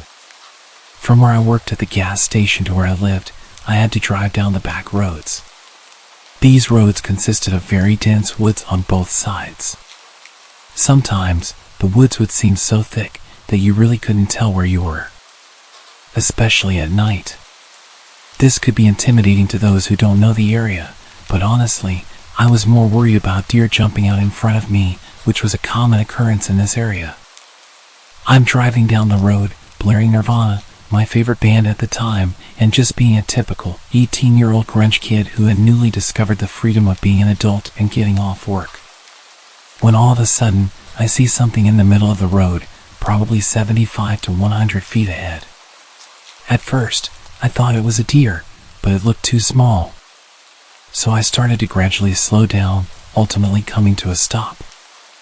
I have to wear glasses when I drive. I mainly need them at night, but my eyesight isn't terrible enough for me to make it a habit. I grabbed my glasses and put them on. Now being able to see much more clearly, I almost shat myself at what I saw. It was a woman. An older woman wearing what looked like a nightgown of some kind. Her hair was in disarray, she had her hands behind her back, and she was just standing there, in the middle of the road, just staring at me in my car. Let me remind you, we are practically in the middle of nowhere. There are trees as far as my headlights can shine, and it's midnight. I'm naturally paranoid, so all sorts of questions were running through my head. Who is this woman? Where did she come from? It's midnight. Are my doors locked? Why is she out here at midnight? Should I honk my horn at her? Should I call the police? What if she has Alzheimer's and doesn't know where she is? Or what if she's an escape patient? Even though the closest mental facility was 3 to 4 cities away, I didn't exclude that possibility. I thought about calling the cops, but I got my phone and of course, there was no cell service. This encounter went on for a while, just sitting in the middle of the road, mentally questioning what was happening. It's now way past midnight. She's still standing there, just staring at me with this zoned out look, hands behind her back as if she's observing me. I'm starting to get tired of this, considering that I had to be up early for work the next morning. So I honked my horn at her.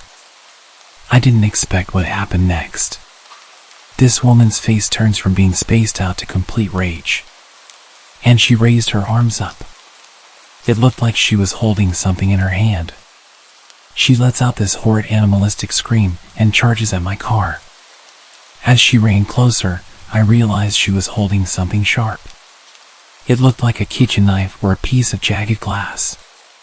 During this moment of horror, I had a brief flashback to my stepdad giving me advice when I first got my license. If an animal ever runs out in front of you, turn it into a speed bump. I love animals, so I couldn't bear to hear that. But this time, I was taking my stepdad's advice. I was going to turn this psycho into a speed bump. Serve the Servants by Nirvana started playing on the radio. I mention this because the song has much to do with the aura of the moment.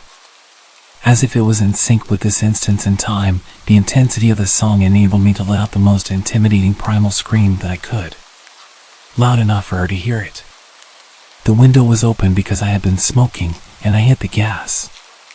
She was running towards my car like she was going to jump on my hood.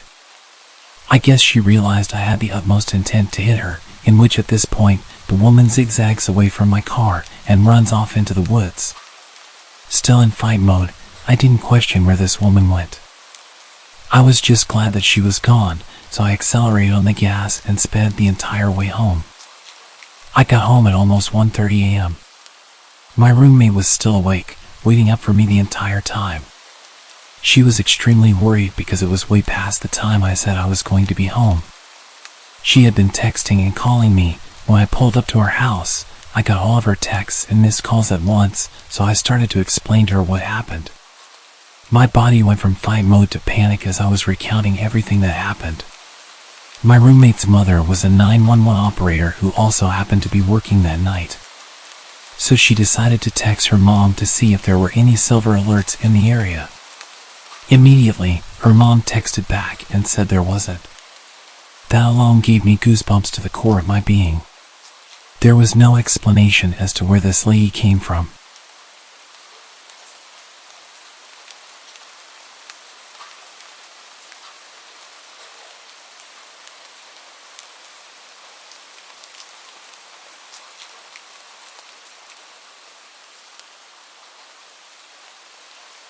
I used to work in a residential care facility, and for a number of years, I worked with a woman named Kajiri. She was generally okay to work with, but she could be intense. The sort of joking flirtation that often found its way into high-pressure environments was common throughout the whole team, but when she directed it at me, it didn't seem so jokey. It took me forever to realize, because I usually didn't notice someone flirting with me until someone else pointed it out 6 months later. But when she started trying to give me jewelry and chocolate bouquets, I finally started to pick up on it. In between things being normal and actually maybe not really normal, there was a long escalation of text messages, comments that made me uncomfortable, personal space violations, dropping by my house uninvited, hanging around on my shift hours after hers had finished, unwanted touching, etc. As mentioned, I can be slow to catch on. Once I realized what was happening, I put as much distance between us as possible. I stopped answering calls and texts, locked down social media, spoke to other colleagues and had them running interference. A lot of interference, actually. At the time, it kind of became a joke, but looking back, it was all kinds of messed up. She even parked outside my house sometimes, and I'd sit in the back room with the light off so she'd think I wasn't home. After a couple of months of my disappearing woman act, she seemed to get the hint and backed right off. I was pleased. We all got on with our lives and lived happily ever after. Yeah, not quite. A few months after it died down, I heard through the grapevine that Kajiri seemed to have focused her attentions on another coworker, Linda. Linda and I had a close mutual friend, but didn't know each other well. I didn't think much other than good luck, you poor sucker. A few months later again, and I got a call out of the blue from a mutual friend. Without preamble, he asked, "Were you dating Kajiri?" No, I don't swing that way." I was shocked. He had been privy to all the awkward details of my experience with Kajiri and had helped run interference. He explained that he had been talking to Linda and she'd asked about my relationship with Kajiri. The story that followed still sounds too fantastical to have actually happened in an actual sensible grown-up workplace. Kajiri had been catfishing her own best friend Amanda, posing as Linda. In a string of emails, fake Linda and Amanda had discussed Kajiri's drug problem, her abusive and dangerous ex, none other than yours truly. There was a story about fake Linda coming out to her family after her brother caught her in bed with Kajiri, and more. The jig was up when Linda got a second job, coincidentally with Amanda's husband, who mentioned how great it was to finally meet Kajiri's girlfriend. Which was a complete shock to Linda when she learned about herself, that she was no longer a straight woman and had a girlfriend. So essentially, Kajiri moved on from me, found a new target, started emailing Amanda from a fake account, pretending to be Linda.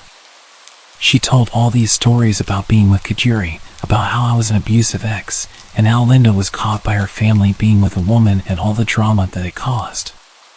She made up a bunch of insane stories to justify her creepy obsessive fantasies and was telling them to Amanda and other people from a fake email to make it sound like the stories were from the fake girlfriend and Kajiri couldn't be accused of making it up. Here's some highlights of the stories Kajiri had been telling to Linda, her friends, and other coworkers I wasn't close to. She picked her audience very carefully.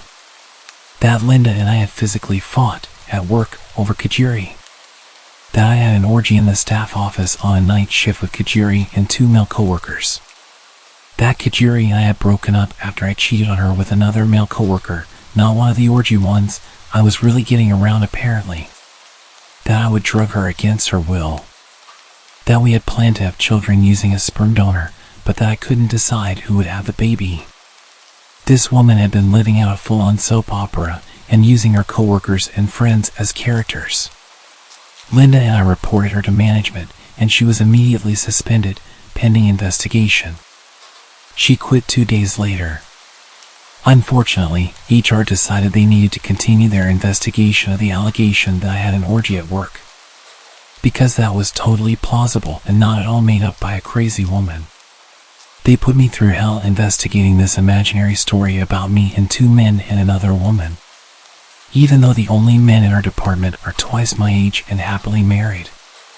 It made me never want to trust HR again.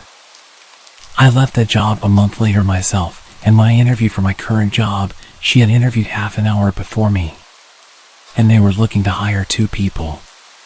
She didn't get the job, but there have been 2 other openings since, and she applied for both of them. I'm terrified of meeting her again. It turned out she has a history of inpatient psych treatment for delusional behavior and was known to be obsessive about people she took a liking to. According to Facebook, her current girlfriend has a similar first name as me and shares more than a few physical similarities. She still knows where I live. So I'm pretty sure that the current situation is that she's still telling people that I'm her girlfriend, all while she's desperately applying for any job she can get at my new workplace.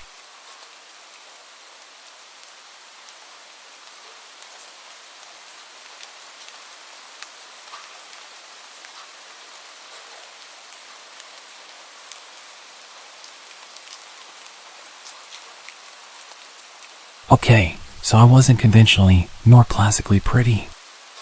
I was the duff in any friend group I found myself in. I never worried about being hit on, disrespected, or kidnapped. Safety concerns were never an issue for me when going out because I was never the one anyone wanted to get to know or be around. I was just too plain. It was always me who had to look out for my friends, male and female alike. I used to go to a local bar almost daily. I didn't drink alcohol there, I just ordered a regular Coke and waited for my ride home. It was my usual hangout spot after work, so I sat, chilled, and minded my own business. A few weeks ago, I had just finished work and was sitting at my regular spot, sipping my drink while working on a new pendant I was making. I had started wire wrapping crystals into jewelry.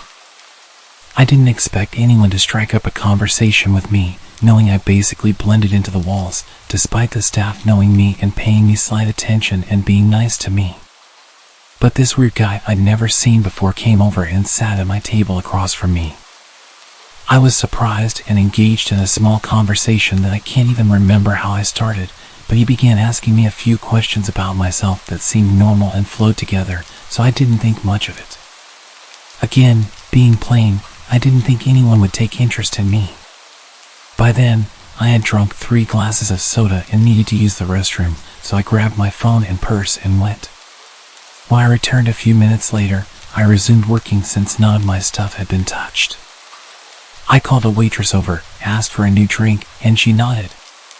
It had always been ingrained in me that you never leave your drink unattended. If you do, either have it remade or leave it to the bartender. As the waitress was reaching for my old drink, which only had a few sips taken out of it, the guy got a bit agitated, saying I was being wasteful for ordering a new drink. I looked at him, eyebrows raised in confusion, and asked why it was his concern. It was my money after all, and refills were free. He then accused me of making more work for the waitress for no reason. Annoyed, I told him firmly that it was my business and if he didn't like it, he could leave. He attempted to wave off the waitress changing my drink, but I had enough of his nonsense and flatly said, "You drink it, if you think it's such a waste." It seemed to catch him off guard. He looked shocked, then a bit angry, before storming off. I then handed the drink to the waitress, expressing unease about the guy I was talking to, and asked her to inform the bartender to keep an eye on him. I requested to have my drink dumped out and only water served from then on. I left for home after being picked up shortly after, and the next day after work, I found out he had been arrested for assault. I only found out today what exactly had happened. Apparently, he had gotten into a fight with the bartender working that night. The bartender caught him tampering with a girl's drink while she wasn't looking and prevented her from drinking it. The guy got angry, leading to a physical altercation. The cops were called, and now he's awaiting trial. It turns out he was trying to see if he could take advantage of someone like me, someone who always let her guard down due to low confidence. He thought I'd be an easy target with just a little attention. When I didn't consume my drink upon returning, he targeted another girl. If he truly was targeting me, I had to question his sanity and sobriety.